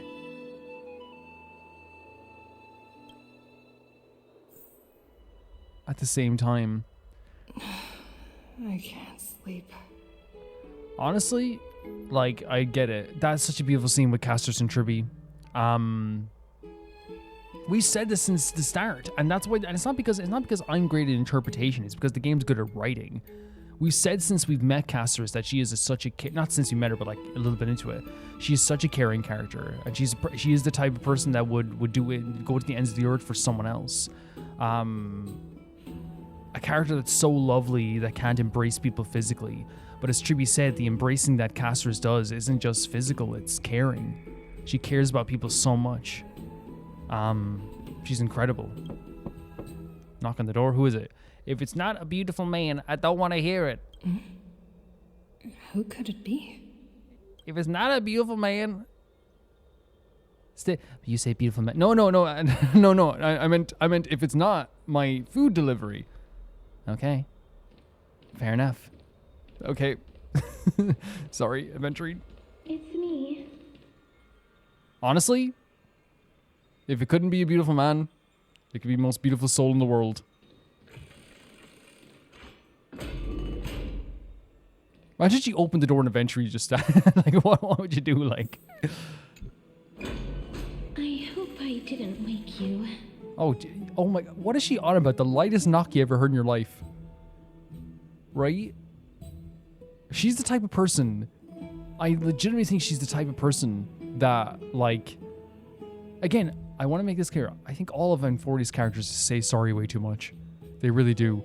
I think it's intentional. I think they're just these very romantic and what's the word I'm looking for? Sentimental characters. But like, it's so interesting to be like, I feel like she's literally the type of person that she could come to you and be like, hey, can I use some of your sugar for my tea? I ran out, right? As roommates, and you're like, yeah, go on, use my sugar. And then they use like the tiniest bit of sugar, and they go, I hope that's not too much. And you're like, what? What are you talking about? You did a light knock at the door. Sleep is a luxury when you were at my age. Is an ambition from Aglaea? Huh? No. Her face changing. She's so beautiful. I'm here because of private matters, actually. If it isn't too much to ask, I'd really like it if you could come along with me to retrieve something. That's what I'm talking about. This is why she's so... If it isn't too much to ask, Castorice, literally, you could say, hey, take this thumbtack and put it in your thumb. It'd be so painful, but I'd do it for you. Honestly, as expected manual labor. Let's go. Aren't you going to ask me what it is? Castorice, you were literally risking your life partly to save my life. Do you think I'm ever going to ask you what it is? It isn't a long way from here. Shall we? Okay, the thumbtack thing. Okay, that's... I'm lying about that. I would put 20 thumbtacks in there for Castorice. It would be so bad because, again, I know, like, if you ever stepped on a thumbtack, it's horrid. It's horrid. But I do it for Castorice. Castorice, I would step on a Lego and a plug for you. Honestly. Castorice, I would fall off of a chair onto a pile of Legos for you. Castorice's like, I don't want you to do any of that. Well, too The late. streets are packed. It seems the... Oh, I never... Follow me. Tell me how I can vote.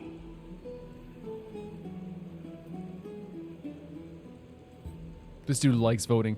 When I say throttle, I mean I like when the game sometimes will stop you from moving too fast so that you can hear the full conversation. Take your ceramic shard engraved with the Kefali rune, select the Council of Elders in your heart, and pray silently until the shard registers your choice. Then toss it into the Dolium. The Council of Elders? More like the Council of Buffoons? Yeah! The Black Tide took my hometown long ago! Who are they kidding with bringing back Erechrysia?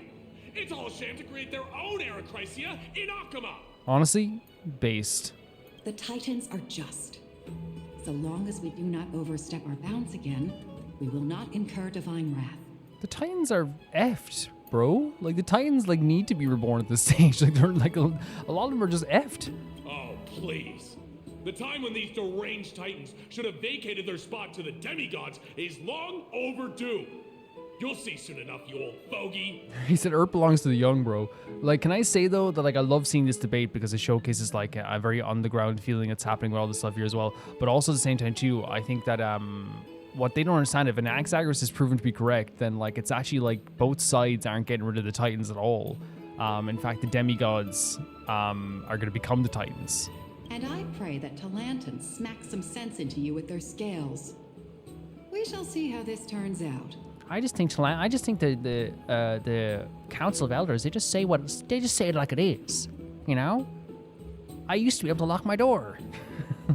I'm sorry, I can't get over that, like, mentality of, like, you know, it is, like, very politician heavy, right? You know? Remember the days when you could buy a loaf of bread and that was your loaf of bread for 2 weeks? It's like, okay, bro. That was quite a spectacle. Remember the days you could ride your unicycle to work? And you didn't have to pay for parking? We remember. The Council of Elders remembers. Remember the days? Remember the days when you could fly around on a spaceship and then not get hit by a spear by Aquila? Council of Elders remembers. A vote for Council of Elders is a vote to go back to the past. What about the bad stuff of the past? Don't even think about that. Us privileged people will be pretty okay. Just another peaceful day in Okama. Yeah, watching people in squabble is kind of fun. I think it is kind of fun seeing a political... in terms of story, it's actually really cool. You're interested in that? Well, you'll feel right at home in Akama then. No, when someone's playing wrong, it does boil my blood, but, like, I do think that, like, it's interesting story-wise to have people... Because it makes sense that they would be debating this stuff on the street. To this day, I still find it almost unreal that Akama is the only place illuminated by light amidst the crumbling ruins of Amphoreus. And its people are even holding votes to reconcile differing opinions. This peaceful sight is making me forget that this is the end times. And that's what's crazy. We are, like, in, like, a world that is hurtling towards its end. But I do think that it's an interesting phrasing here as well, like, the idea of, like, you know... Because at the base level of this, I'm glad they have a democracy, you know what I mean, in some way. You look very confused. Before coming here, I had lived for many years in Aidonia, a city of rime and frost. Okay. The people there were devotees of Thanatos, and were well known for their unique burial rites and traditions. Traditions that I played a major role in. All right. Because of the curse on you? Yes. This music's so stunning as well. You now know me as the Mortician of Akama. But back in those days, I was Aidonia's Maiden of War. What a name, right? The pressure that comes along with this name as well. I was trudging across the frosty plains on my own when the Aidonians found me. They saw the curse in me as a blessing from Thanatos, and believed that my hands could correct the Erechrysia's mistake and lead them to meet the great god of death. So they saw it as a blessing. And they believed that... So, wait, the Erechrysia's mistake, so is that the idea that there's no death? So they wanted death to come back? They provided me shelter. Is that what it is? In return,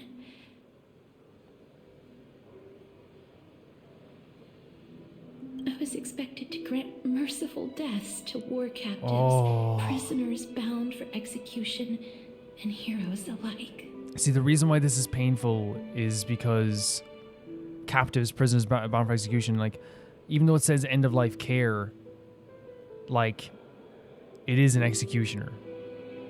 Is that how you see it too?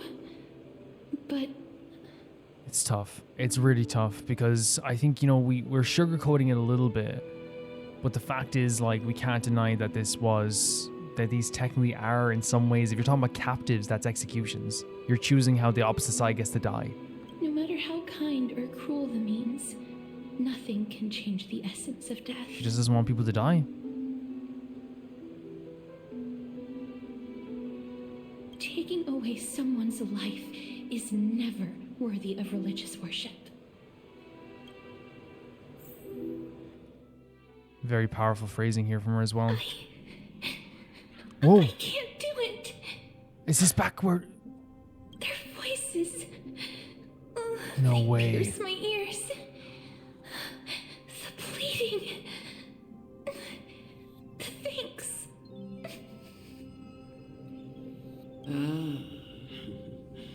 I know that feeling, child.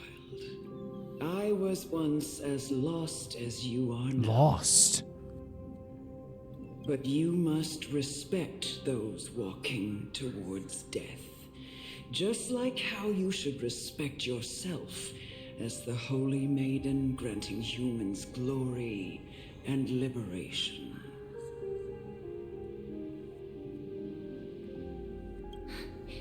What you're asking me to do is no better than the task of an executioner. And yet you want me to respect myself. No matter the titles, I am still taking away human lives. That's the thing. That's the way she sees it. It's like, of course, because as she said, like it all leads to the same death. There's no reason to worship this, right, in her mind. This won't be the first time that Aidonia's fanatical nether warriors have faced death. On the contrary, recruits new to the battlefield often run away from their first fight.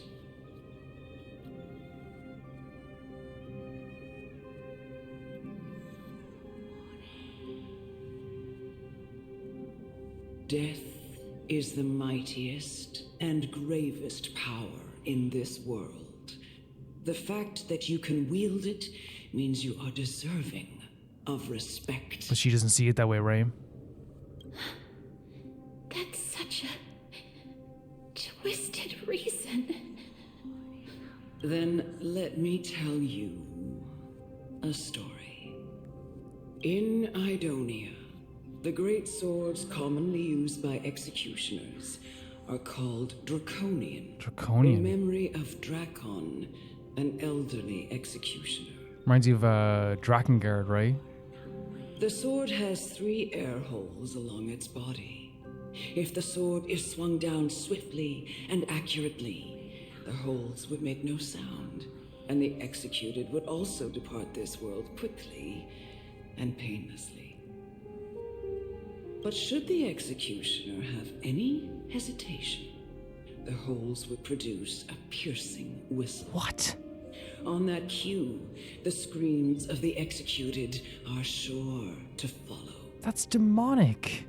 Every executioner after Drakon is to hone their sword skills every day in preparation of future executions.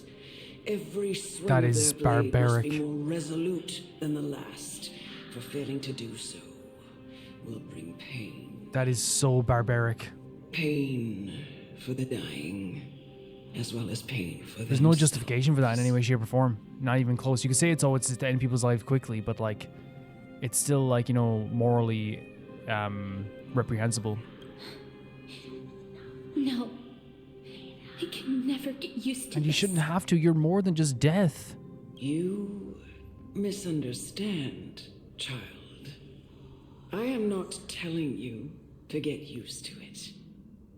I'm asking you to consider the source of the dead's suffering and use that knowledge to fortify your future touches with more and more determination.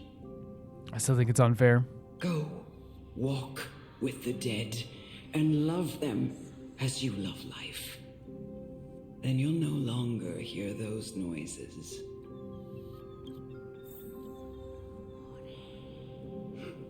Please, don't kill me. Jesus. I don't want to die.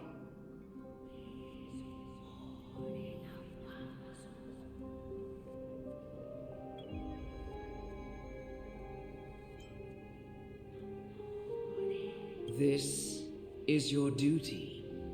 Remember, consider the source of the dead's suffering, then give them the respect they deserve. This is horrific. Thank you.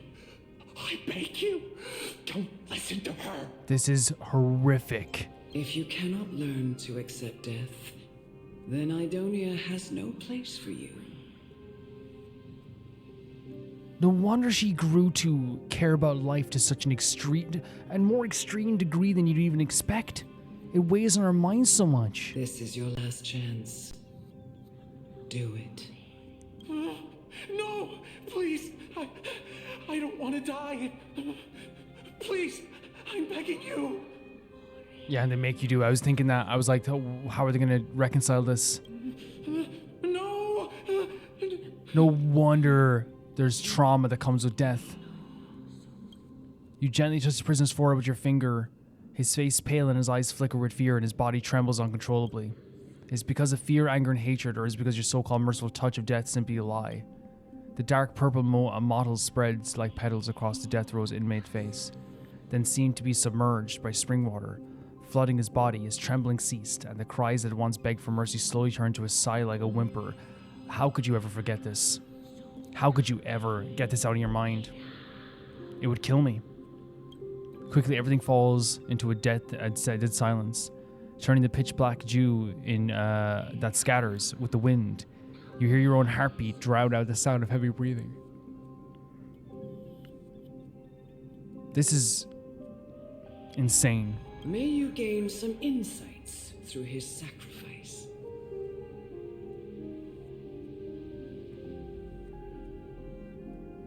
I'm just a loss for words. I'm at a loss for freaking words. Is this all? No. Come with me. This is just the beginning of your life as the Maiden of War. I keep saying, but there's no wonder that Castorice places emphasis on the life, even on the life of people that she barely even knows. Because she's seen up close the fear of death, the pain of death. You executioners! Jesus Christ.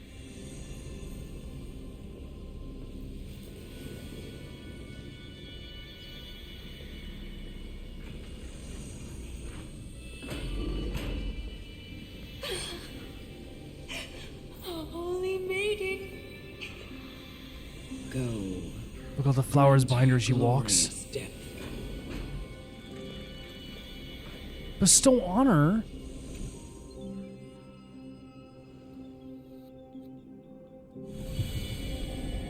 Honkai Star Rail, what is wrong with you?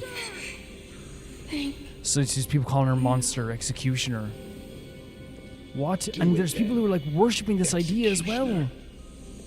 You heard him.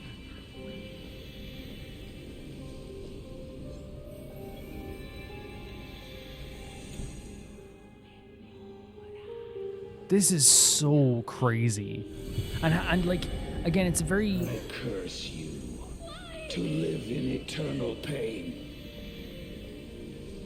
There's this freaking child there, by the way. All these soul... Like...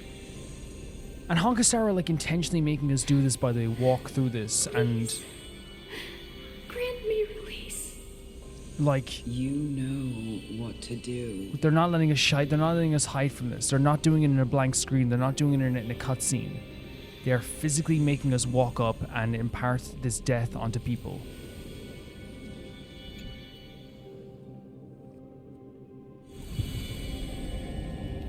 When will this ever end? Murderer, monster. Why? See, that's the thing. It's like some people are like accepting it. Some people are like, you know, rightfully saying like, you are literally just killing us. You are literally murdering us. There's children who are dead there.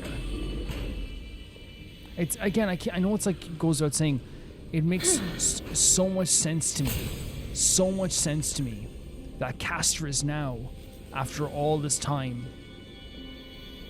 And you could say, well, everyone cares about life, Calvin. But the difference is that I feel like the way Castorice cares about life is an obsessive feeling to prevent people from dying. When people die, it hurt. It's like when someone dies who isn't even like, that she never even knew it hurts her. Come. With you?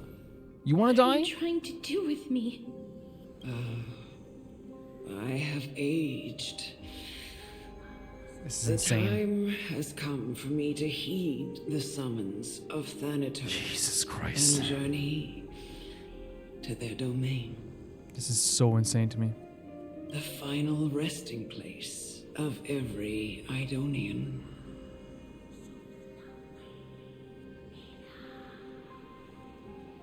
You're not that old yet. You still have many, many years ahead of you. No.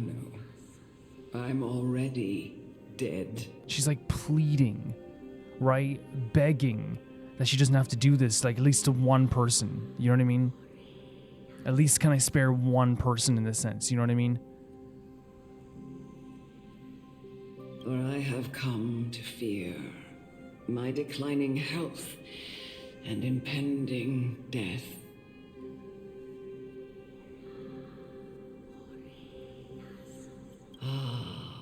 My stomach is in bits, guys.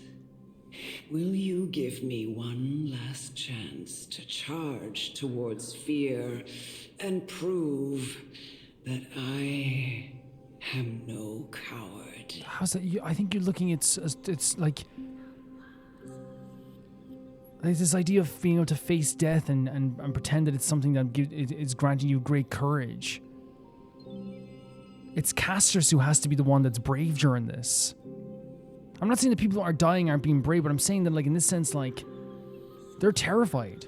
In this sense, like, your courage comes from Castorice having to build up the courage to kill someone. It's so freaking brutal. It's so brutal. I can't take It's this tearing anymore. her apart. Child, it was I who brought you here. Who gives an F? From the frosty plains and set your farcical fate in motion. It was also I, chief executioner This makes me of sick. Aidonia, who forced the heavy duty of executing others onto you. I feel sick. I've always known that you have doubts and even anger about my faith and about me. It's because you're the type of person who clearly justifies your actions through faith, when in reality you have just imposed or ordered someone to murder people. That's what it is. You can sugarcoat it whatever way you want. I never had a choice. Oh, she's gonna be like, you did have a choice. Indeed. Oh, she said she didn't. We essentially abducted you. Yeah, it's a kidnapping. And basically, like, it is not a choice. As I always say this right now, by the way, guys, if you hold a gun to someone's head, right, and you say, give me your wallet or else I pull the trigger, that's a choice. But isn't much of a choice. Now, there's morals that come into those type of choices where, like, sometimes the choice to say no in those situations is still the morally correct one. But in this case, it's basically saying, hey, you will have no life after this. You do not have a place here. We'll send you back out there into the frozen tundras. You can go back out there. It's basically saying die or kill. Yet you can end any sinful life Sinful. with just a touch of your fingers. Shouldn't it be easy for you to escape from here?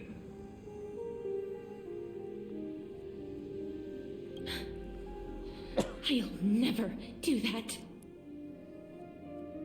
doesn't matter how lightly the Aidonians take death, or how readily they accept it. I simply can't do it. Yeah, it's become the opposite of our old mantra now.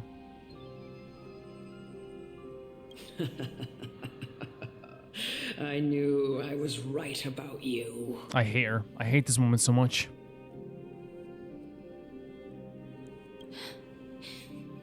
What do you mean? I've taught you and cared for you as my own. Oh, F off. All F this off. time, because of this blessing that's been with you since your birth. I know no one else in the world would understand the weight of life and death more than you do.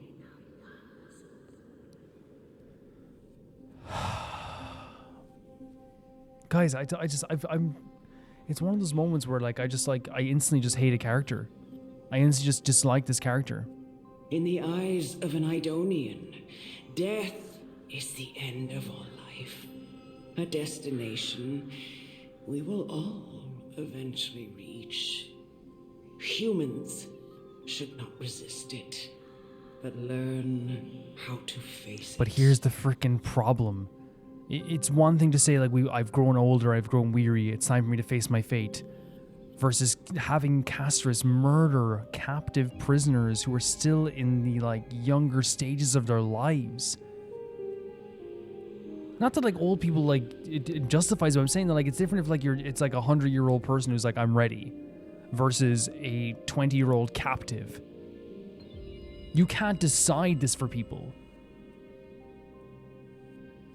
Just because there was kids there who were dead. There was kids.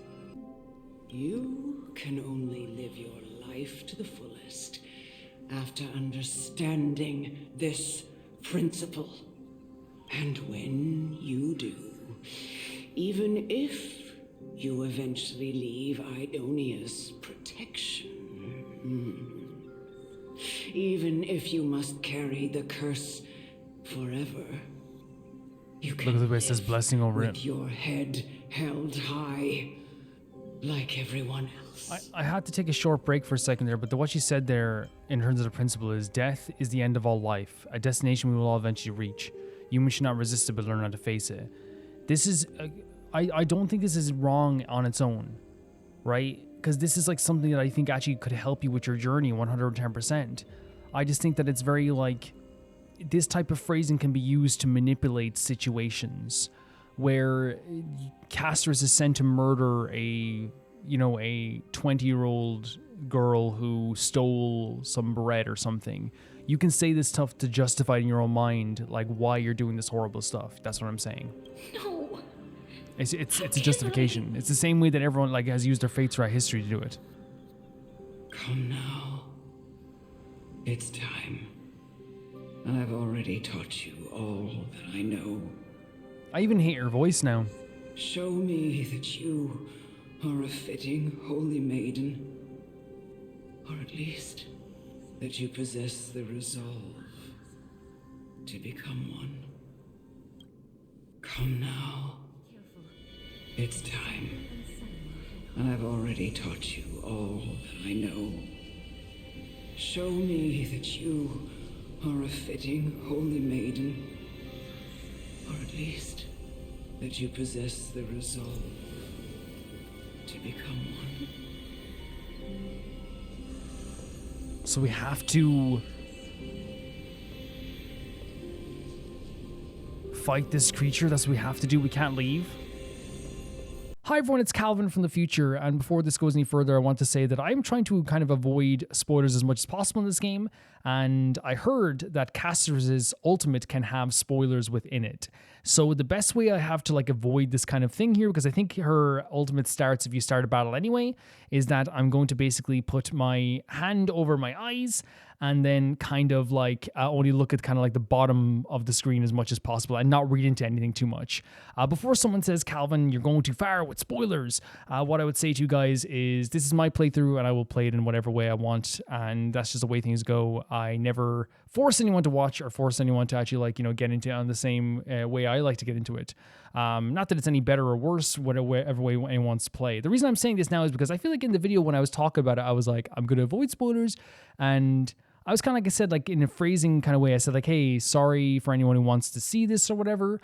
But in reality, I don't think it's necessarily needs a sorry. And I want to make sure that I don't send the wrong messaging, because I feel like if you say sorry for something that you want to avoid, just out of politeness even, because it's not like I am sorry, it's just out of politeness, even at that point, it kind of sends people the wrong message of like, okay, well, he thinks he's doing something wrong when I'm not. So I wanted to make sure I was clear on that matter. So basically what I did was I covered up my eyes in just a very like little bit of a way. I still heard like noises and saw like the bottom of the screen. I'm not going to read too much into all this stuff that's happening.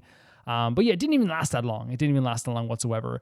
I'm sure there's ways to avoid it. I tried to change the characters, and maybe I was just very dumb and misread what we could do here. And if that's the case, that's also something that could happen. But it's the best way I could avoid what was happening there. So yes, hope you guys enjoy the rest of this video. This was really emotional. Okay, so I can see like the bottom of the screen here. The bottom.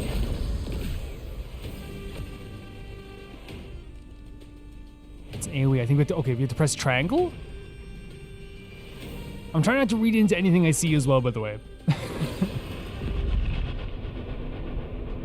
The music has stopped. Do we have to hit it again? What can we do?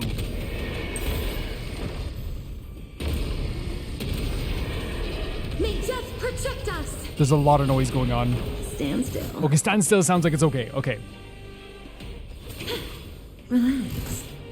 I just wanted to personally avoid whatever that could be. I'm sure there was other ways to avoid it, but I was trying to switch characters and it wasn't working. It's on me. It's cool. It's cool. Wilt here. Stand still. It always makes me nervous too. Okay, that was grand.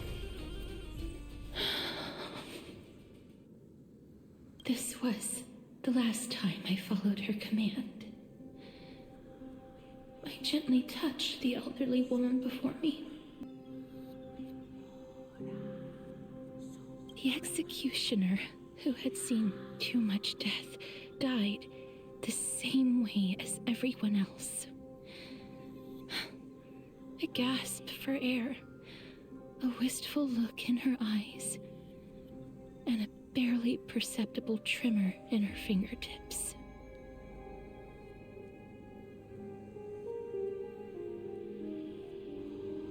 This is just, it's really hard to like to sit through this, honestly. Elder Amunet, the person who tried to teach me about death, ultimately vanished like dew in the morning mist. She spent her life embodying the beliefs of the Aidonians, and when death finally came, she embraced it exactly as their doctrine had taught. I have nothing but respect for her. I don't really have much respect for her, if I'm being honest, for Castorice. I understand what you're saying, but like I don't really have that respect for her. Following your doctrine for me doesn't mean that much to me. I erected a cenotaph in her honor in the marshes outside Aidonia's city walls with the others I had laid to rest. Then, I set out once more in search of Thanatos. She's once again going out to search for what she's been searching for all this time. Unless like you guys think I'm being too harsh on this character, but I just feel like the way they talk about death to me is very warped. And seeing, like especially with the idea of the captives, and we saw young children there dead as well.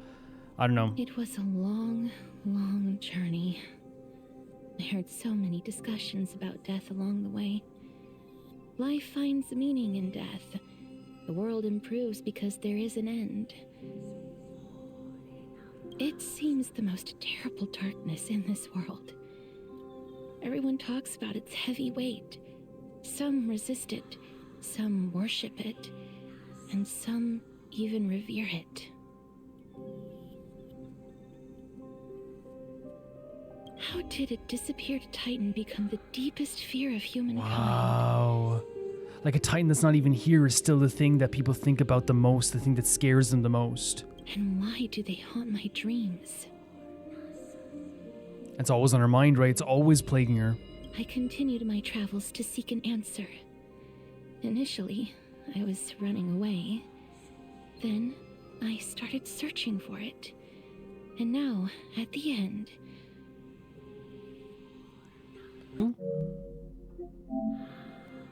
I just want to know if my touch, oh my god, can do more than taking things away.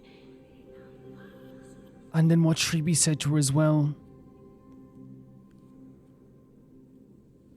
And that's the reason why she doesn't touch people, by the way, is because her touch is literally a touch of death. It's literally sending people to the embrace of death. But in this sense, she, like, you know, she wants there to be this feeling that she can embrace people physically and find out if something that she can do, that everyone can do, this loving embrace, can be more than just death, can be more than just taking something away from people. Make anything? Oh, can I leave anything behind? And that's so heavy as well, isn't it? Because she feels like she's only destroying things. I don't want to die. Please. Wait, what? Wait, what? What are we doing? Please. I don't want mercy like this. Just let me go. I need him. And she's like not even looking at him at this point. Jesus Christ, man. This fully animated cutscene, by the way. This is like an anime. I hate these icy hands. Oh, she hates her own hands. What? Wait, what are we doing? Are we literally doing like a full animated cutscene here?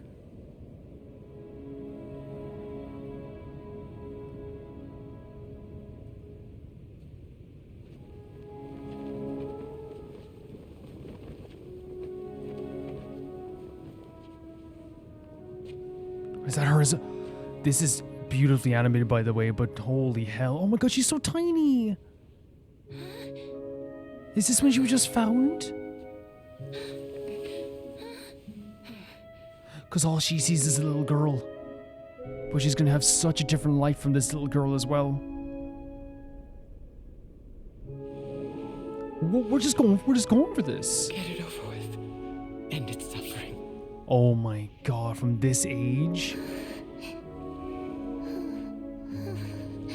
This is how they were teaching her? And this music as well. Oh no, no. The transition to all the dead. Blessed your hands.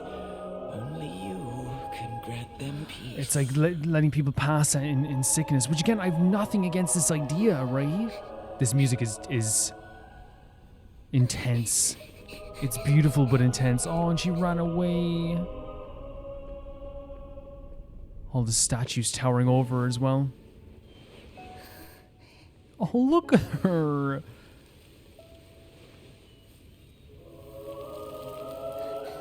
Oh. Embrace death. Walk alongside This is not okay. She can't do that. She can't hold hands with all the... Oh no.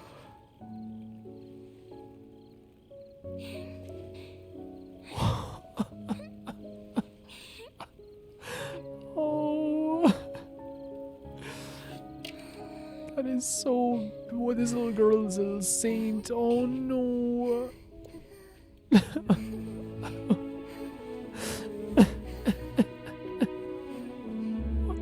What the fuck, man?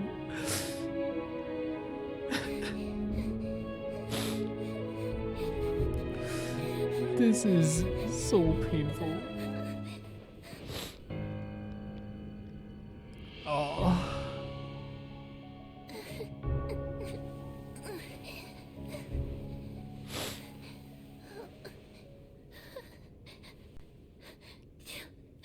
Her little frozen. What the? Oh my god. This is so fucking brutal. Oh my god. Like, it's a beautiful cut. Like, this is gorgeous. All this death. Look at all this. And the hands in the background. Like, the music is gorgeous, I want to be clear, the animation is absolutely beautiful, but by God, it's so painful.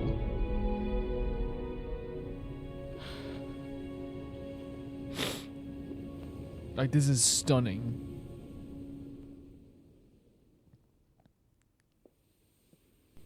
Oh, they're just going for a full animated cut. It's incredible. It's like all grave sites as well. Is that you, Castorice? Wait. All of them have gone. Hell. Death's summon, crossing into their domain. This is the little girl then. I must go too. Oh. I don't fear it. Just I have some regrets. This is like the one person who leave this world found a way to treat her as normal. It must be lonely for you.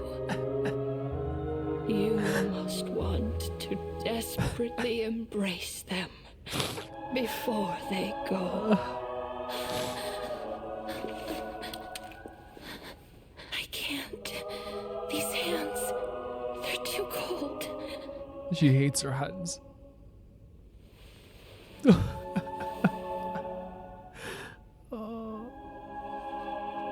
But big sister Castorice, your hands are so warm. Oh, just like anyone else's. So go on. Don't hold back. Give me a warm hug. Oh, dear Lord.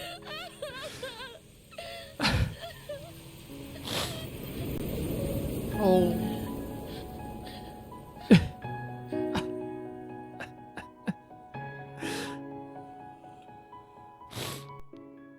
No.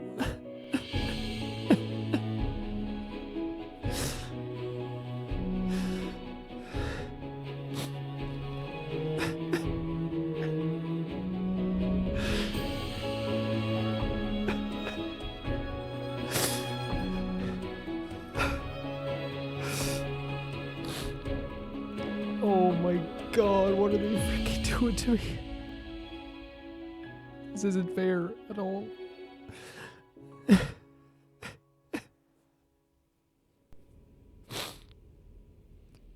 Oh.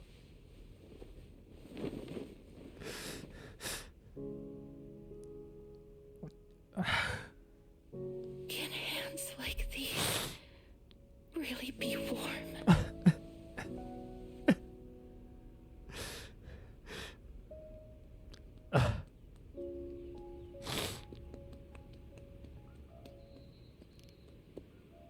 This is not fair.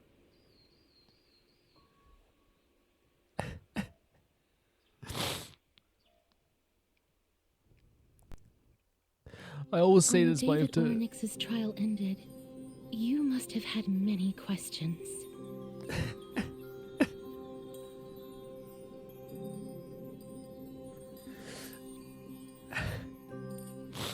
I was gonna say I have 2 other videos to record after this.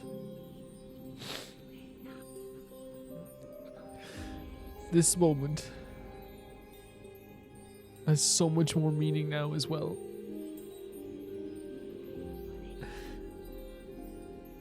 She had to watch as all the other kids got to join hands. They got to make fun and have merriment. They got to embrace their parents, their loved ones. She cursed her own hands because she felt like they could never actually truly embrace someone emotionally. She called her hands cold, not because they're literally cold, because she felt them as the only thing that they could do is bring death.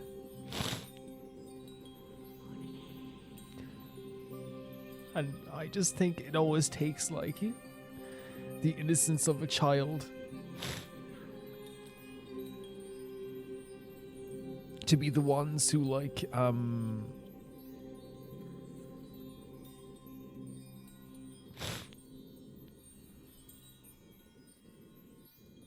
to be the ones that are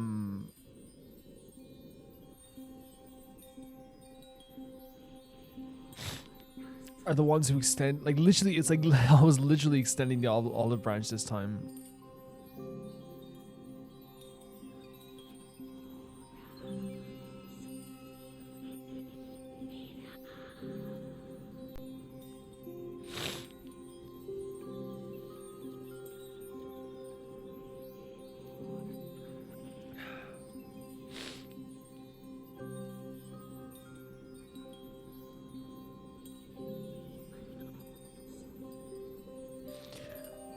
And she found a way to treat Castorice as normal, as any other kid, and embraced her into her life. And you saw Castorice even like practicing, like she was like doing it like with the sticks, as if like this is the way I could do it.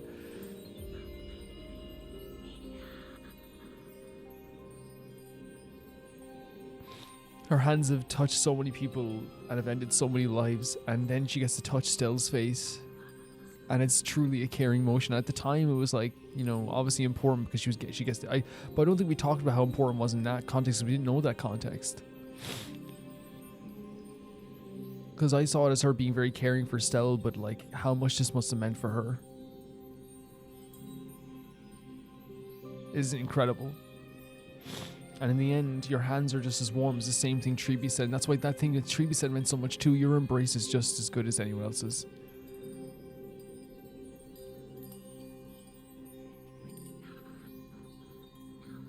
I felt just as confused. Why, as someone from beyond the sky, were you so cruelly dragged into Amphoreus' fate? I wished I could take action, but no matter how hard I try, I cannot simply interact with the living as ordinary people do.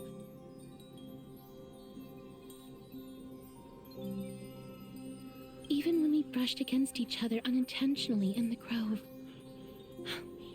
it was obvious that nothing had happened. When an almost unattainable hope finally welled up in my heart. When I thought that perhaps my touch would no longer bring sorrow. Jeez, dude. Fate declared to me, it wasn't that the curse of death had finally been lifted, that your soul no longer belonged to this world. And there was nothing left for my hands to take. Oh. Nothing. Like, and the first person she got to touch was someone without a soul, but also, like, the fact that for a split second she probably was like, oh my god, has something happened? Am I finally able to? And this was foreshadowed all the way back when she couldn't touch the camera with Don Hung. And did I really think or she did touch the time camera, but she would be couldn't different? touch him. It's not that I don't understand this reality, just that I'm unwilling to accept it. Because that's the thing, it's like she thought that like, oh, things have changed. I can touch a living person again, I can touch someone with a soul again.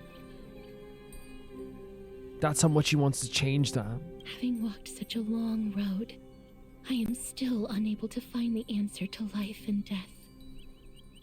I am resigned to eternal despair. Anything I wish to hold on to, death will inevitably wrest from my grasp. From that moment on, I lacked the courage to confirm it again. Until Ornyx laid bare the cruel truth before us.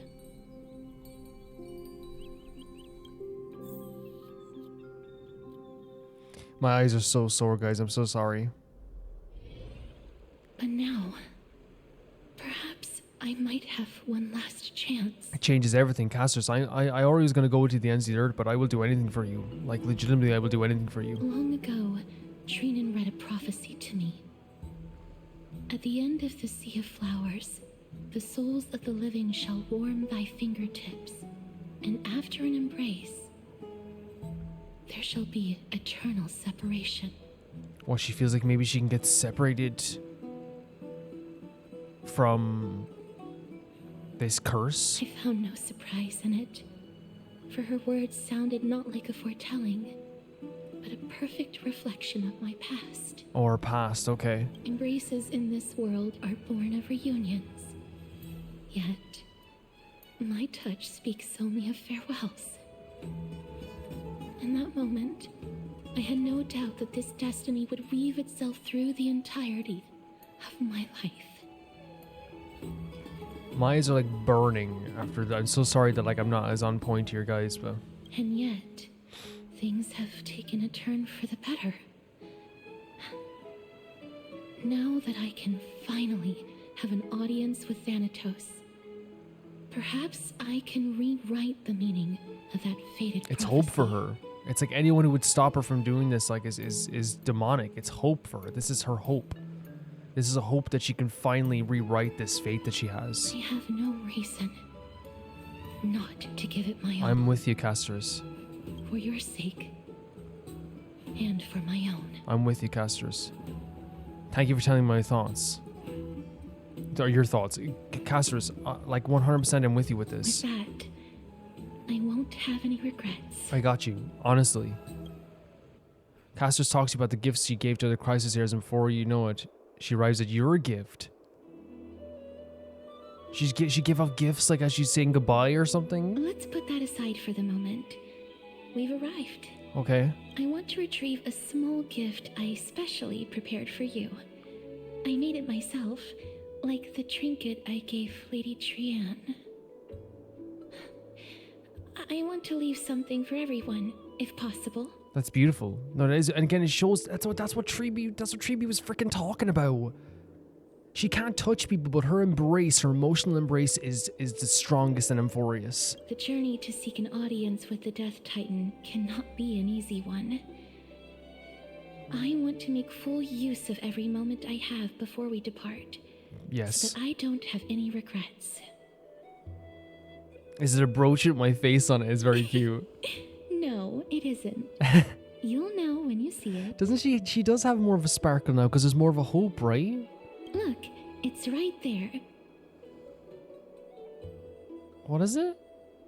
Huh? Where did it go? What was it? What wasn't? We can find it maybe. What's going on? Looks like someone left something behind. This is a...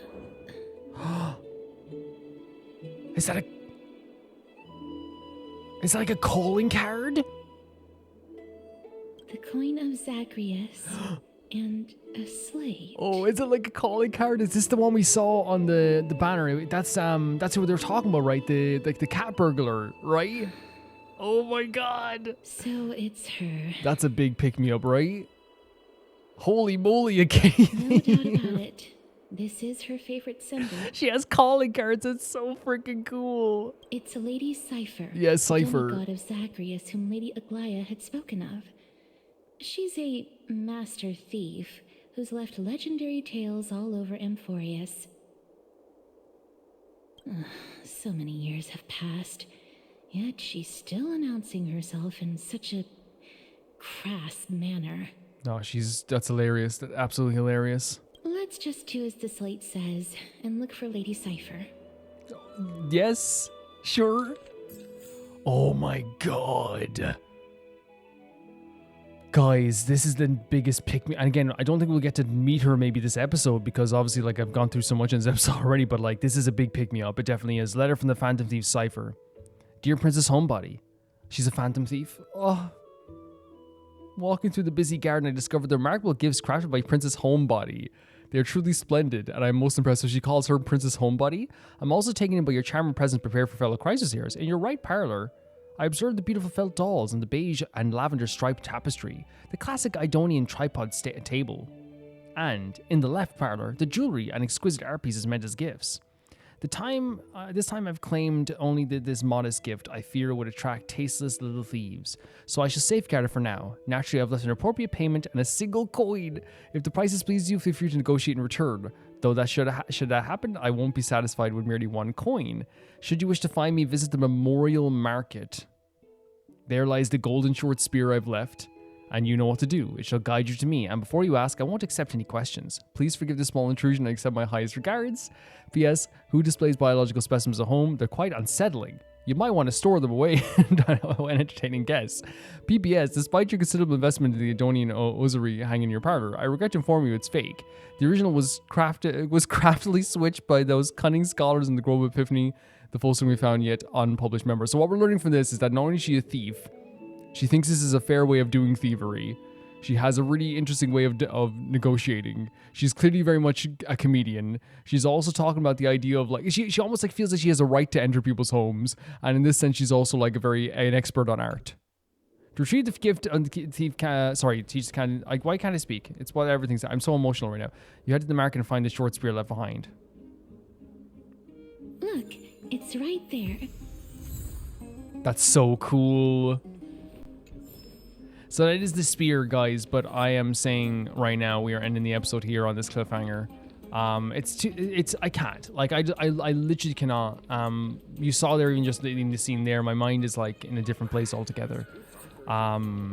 It just really is. I won't be able to offer anything of significant value to a discussion,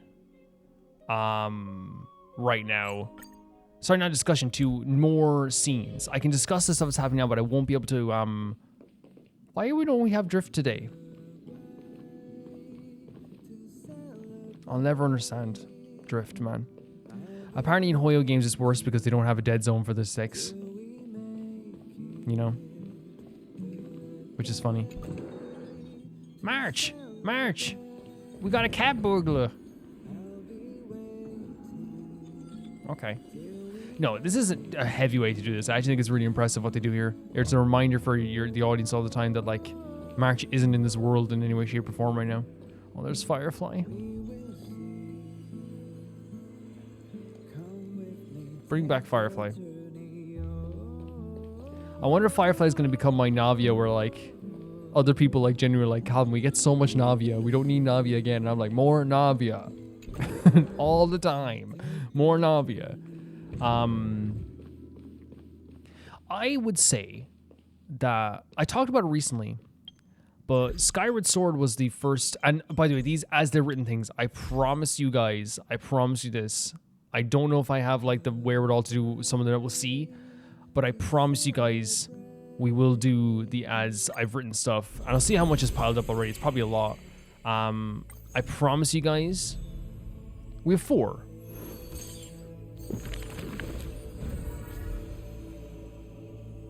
Or just 1.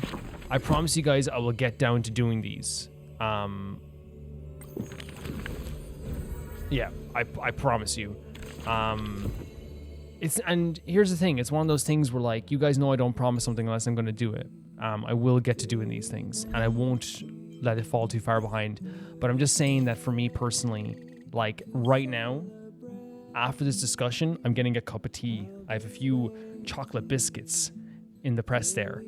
And I'm probably gonna like have a little bit of like a half an hour break before I record our videos, because legitimately I don't think it's fair to go into like Ace Attorney being like, hey guys, it's me. I'm already sad. You know what I mean? That's just, and we're coming into the finale of Ace Attorney. I can't combine the two sadness because it'll just make everything so confusing, you know what I mean? So I don't think it's fair at all to Ace Attorney fans. But anyway,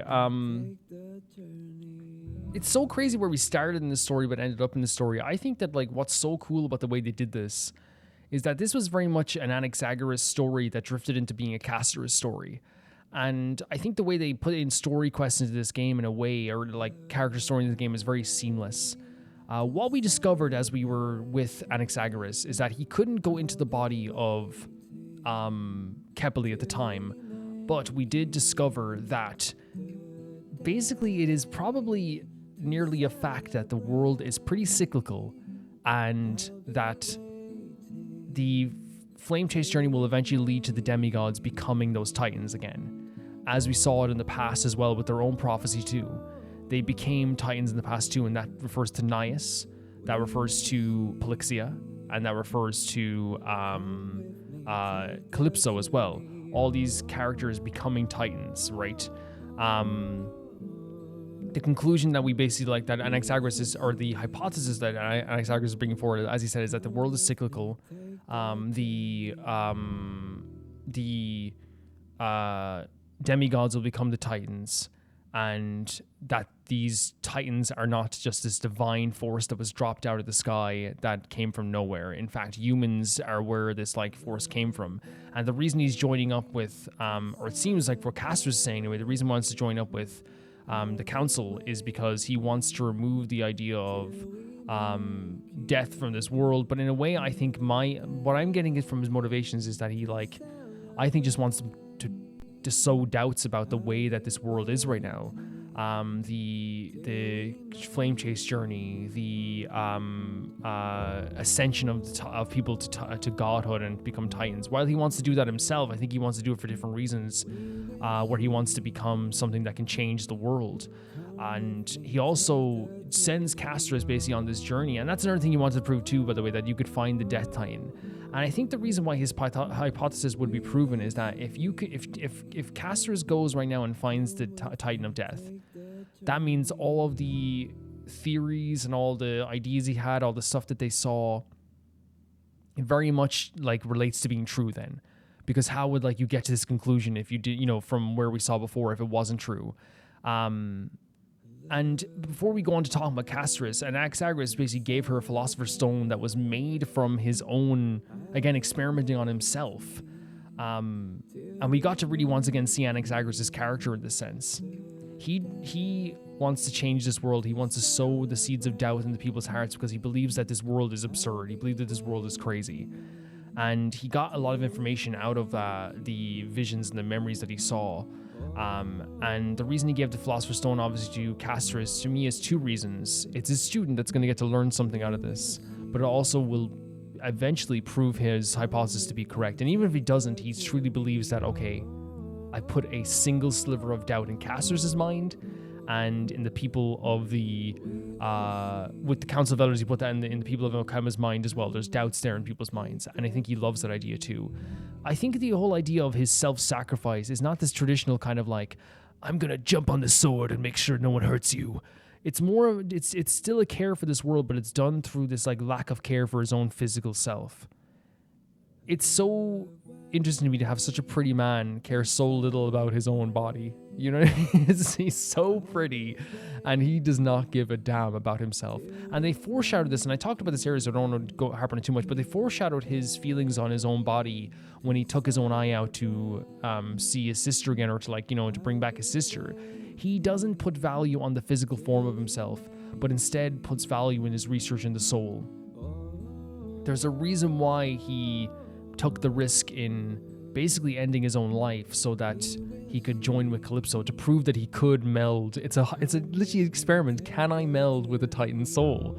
There's a reason why he did this now as well, to get his Philosopher's Stone. Yes, he has once again made this so he can never be reborn, but he has also given Castorice the motion to move forward and the avenue to move forward, proving his hypothesis correct while also giving Castorice a new avenue for her life too. I refuse to believe that it wasn't a part of him that also didn't feel like, this is my student and I want her to learn this and I want her to find this out.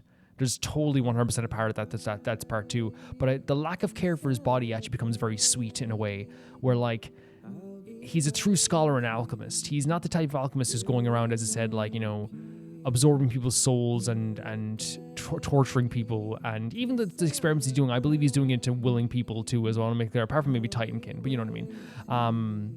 But I think that once again he shows that, and there's a reason why, by the way, he's not stupid. I love his intelligence too. The way he said to Castorice, yeah, this is something I made from sages, not real people, but sages, spirits or whatever. And Castorice would be more receptive to this because Castorice, he knows Castorice is a caring person. Castorice is a beautiful person. If he said, I made this for my own soul and now I can never be reborn again, Castorice would break down and be like, why would you do this? Why? But instead, there's a little bit of a softening of the blow that the person she doesn't know is kind of being is just doing this kind of like experiment for experiment's sake, when in reality he like has once again made life a little bit more difficult for himself, especially when he's planning to die in 14 days at this stage. It's a really beautiful passing over of that stone, and to me shows Anexagoras' character perfectly. We also learned in those memories with the stuff at Castorice that she is the sister of Polyxia, but we kind of like got the idea, we were kind of piecing it together that she was related to Polyxia. In this sense, she is a twin sister of Polyxia. My understanding of the story is that they basically have this thing where to become the Titan, because it's the Death Titan, one of them has to be sacrificed and the other one will become the Death Titan. That's what I'm getting from this. Maybe I'm wrong. But in the process of this, her sister was able to somehow resurrect her Castorice, maybe from the power of Calypso. But in the process of that, Castorice forgot her memory. But all that time, it seems, because maybe she was a that's what I'm getting. I'm not know the full story, but it seems that she was resurrected in some way from my theories of that as well. Maybe it's from that resurrection and that interaction and her heart being used to make the new death god, that her hands became something where she can no longer embrace people, but whatever she touches dies. And obviously it's hard to come to terms with, she doesn't know Polyxia, but what they did find out was that Polyxia could be in this place called Styxia, which I thought Styxia was still a thing, but apparently Styxia is covered in water. The ocean god maybe covered it, Vagusa. And she has become such a different character since that moment when she found out that there was a possibility that not only she could save Stell, but finally find the answers that she could seek. It is when Trippy said that she has a sparkle in her eyes, I need people to understand that this is so effing true. We saw it. There's a different tone of her voice, because now this journey that she's gone on, as we said before, the way they built this up has been so incredible, because any other time, I want to make it clear, any other story, if a character said, I'll take that Philosopher's Stone and I'll go find the Death God, with such excitement, would be, I would sit here and say that is too fast. That is too fast. But because they built it up as her wanting to save Stell, as her wanting to prevent death from happening, they set all these little things in motion.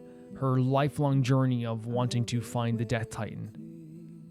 They set this up so beautifully for hours now. For nearly 25 hours in Amphoreus, they've set this up.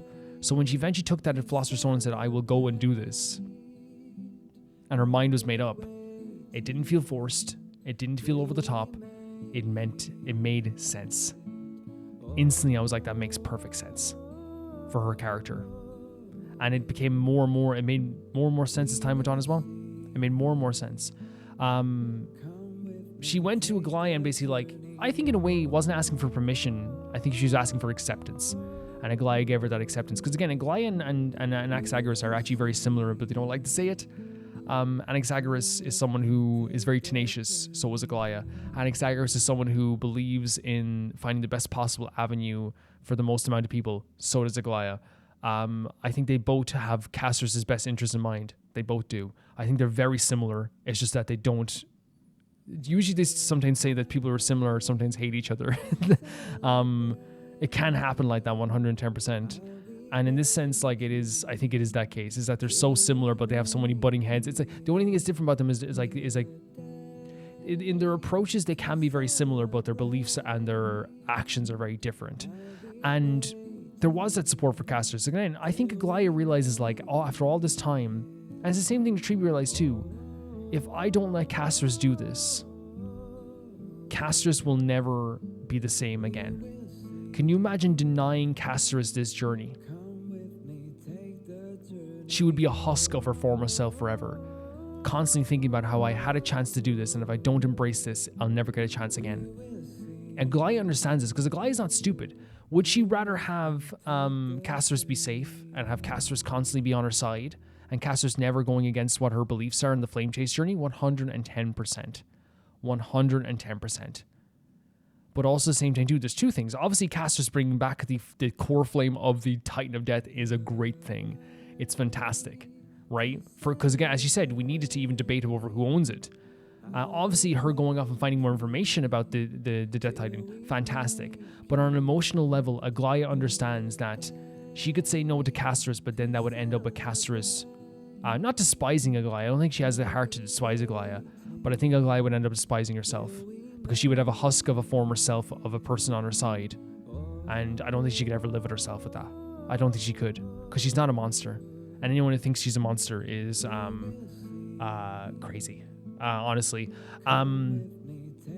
But she basically told us about her past, and and she also went to Trippy to say goodbye, by the way, before she came back. And Trippy said something that means so much, and I'm gonna add it I want to say this now because it means so much, and it's gonna mean so much more when we talk about the other cutscene. But she said your embrace is like, I forget the phrase, but it's like your embrace is just as beautiful as everyone else's. Because Castorice can't touch people, and we find out more and more, very physically and very literally, why she can't touch people in the cutscene that we saw after that. Which in the cutscene that we saw and the scene we saw, she was taken in by the Aidonians, where they taught her how to impart death upon people. Her hands were an instrument of punishing captive prisoners, sick people being sent off to their demise. All these things in her mind, all these things that were given to her in her mind of the idea of like how you impart death upon people, and it plagued her, it hurt her.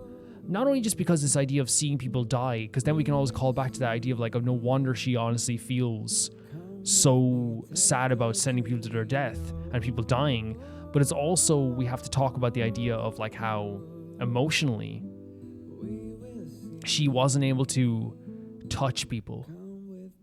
And while for some people, I'm saying there's probably some silly people out there who are like I don't hug people often, but like I'm not talking about like not giving someone a hug every once in a while. I'm not a huge hugger as well. I'm not huge on it, you know what I mean? But it's also the idea that you can't hold hands with someone. You can't high five someone. You can't pat someone on the back. You can't brush a eyelash off your friend's cheek. You can't do all these little things that bring people closer together sometimes. I know there's people who don't like to be touched, and it is like something that is like a neurological thing that like it is in their brain where they just can't comprehend. I'm not saying anything bad about you guys. I want to make it clear you still can make human connection, as Castorice did. I want to make that clear. Like, this is, Castorice has made connection without touching people. That's the point of the story. But also, you have to, I think it's understandable to say that someone would want to make that connection too. And the beautiful thing about Castorice, and the sad thing about Castorice here, is that this is a feeling that she's had since she was a wee little baby. She can't play with the other girls in the same way they play with each other. She can't have friends in the same way she has other people. She can't have this simple joy in life of picking up an effing flower. We all did it as a kid. You know? She can't have those simple joys in life that she just wants to have. And we saw in that cutscene, it was so brutal. She watches the other girls play, and this little girl tried to include her, but it was a scary thing for her. It's scary. And you saw her practicing with the sticks, which is heartbreaking. I'm going to cry again. Her touching the flower and it decaying, all this death that she brought, and she tried to run away and all this stuff too, but wherever she went, death followed. And it's so sad.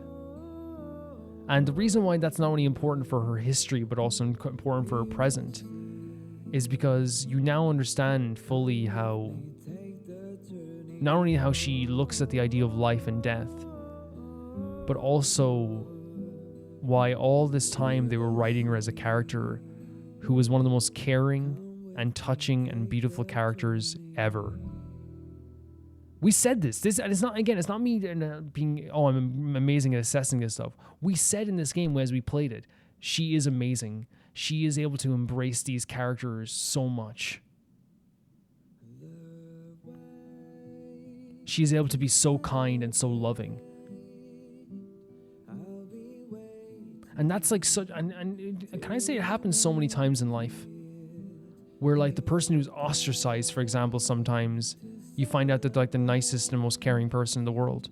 And I want to make clear, I'm not saying that like, because I think someone might say, well, Calvin, sometimes people like should be ostracized. 100%. Sometimes people are evil. I want to make that clear. But I'm talking about the person like in the workplace that sometimes people are like, oh yeah, Donovan's weird. He's a bit weird. It's like, he's weird. I don't need time. It's like, hey, we're all going to lunch, but don't tell Donovan. He's a bit weird. And you sit down and talk to Donovan, and like, yeah, he might have he might talk too much. I'm not Donovan, by the way. It sounds like I'm describing me. No, but it's like, yeah, he might like, be abrasive. He might have like less tact sometimes. But then like one day, like he's the same person who like when it's raining outside, he's like, hey, do you want a lift? And he's the same person who's like, hey, I noticed that someone ate your lunch. If you want, I'm going to get some Arby's. I can bring some back for you. You can pay me back later.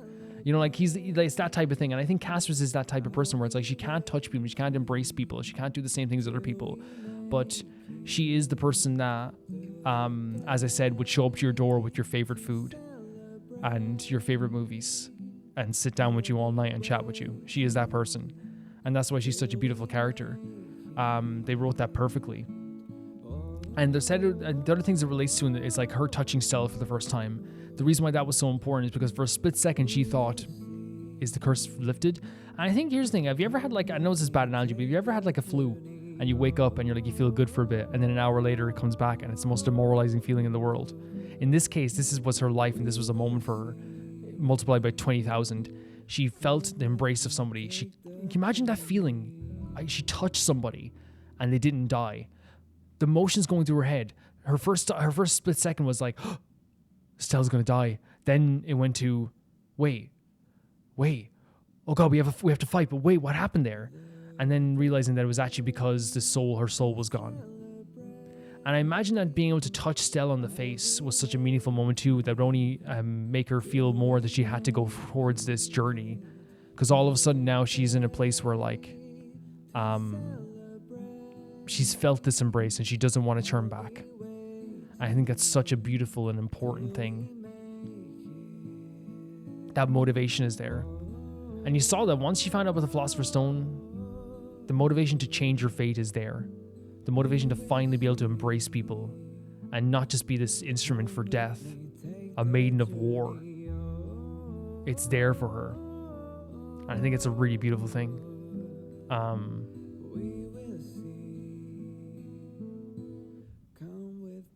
It's an absolutely gorgeous thing.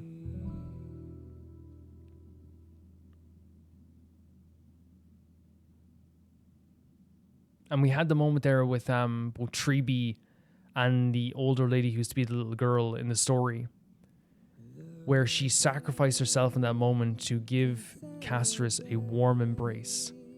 And she broke. The dams broke. The tears flowed from her eyes. Because finally she got to embrace someone but was in their final moments. And she said the words to her, your hands are as warm as anyone else's. Because not literally, right? It's that you as the same thing Trippy said, your embrace is just as good as anyone else's. You have the care and the love and for the world like nobody else. It's beautiful. It's so beautiful, but so sad. And that's why, as I said, if Castorice, then I'm going to the ends of the earth for Castorice now. I will do anything for this character. It's such an impactful story because, again, the summary of all of her story is a character who everything she touches dies, from flowers to any organic material will die, because she's able to touch a camera, she's able to touch a bed, she's able to touch all this stuff, but any organic material or person will die. To summarize everything, I think the one thing you could say is Castorice is a character who anything she touches will die, but she is a character who has more love to give than anyone who can actually hug someone 10,000 times tomorrow. She has more love to give to this world than anybody who is able to kiss the cheek of their loved one. She is so loving and so caring, and I feel that warmth from her constantly. So I can say it to Castorice too. Trippy said it, and that lady said it too. Castorice, you are warmer than anyone else in this world. You really are. I got a cold feeling from you when I first started this game, but I think that's intentional.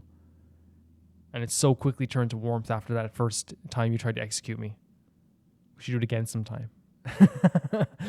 Let's pencil it in. Will you be joining us? Then it's settled. That also has a pretty impactful moment now looking back, right? The whole thing with the execution, that she wasn't going to execute them in the end. because she doesn't want to be an executioner, even if that's what she's called here.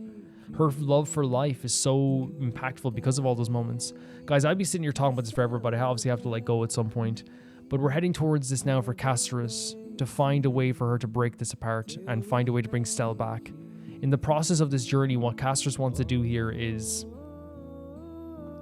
bring Stell back to life, prevent a death, something she's never been able to do, and find a way that she can live in this world on her own terms.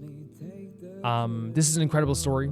The cutscene hit me so hard. The animation was so beautiful. Like, I was actually surprised that it was like... here's the thing, I want to make it clear, like, we've seen animated cutscenes before in stories, and they're beautiful and they're gorgeous, right? We've seen... But, like, the levels that they did there, to me, it is like a... you know the Tales of series? Like, that type of animation where it's like, this could be its own movie. If you animated a full thing of this could be its own movie.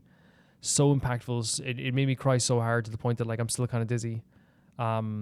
The story of Castorice is so incredible. The story of Anexagoras is so incredible.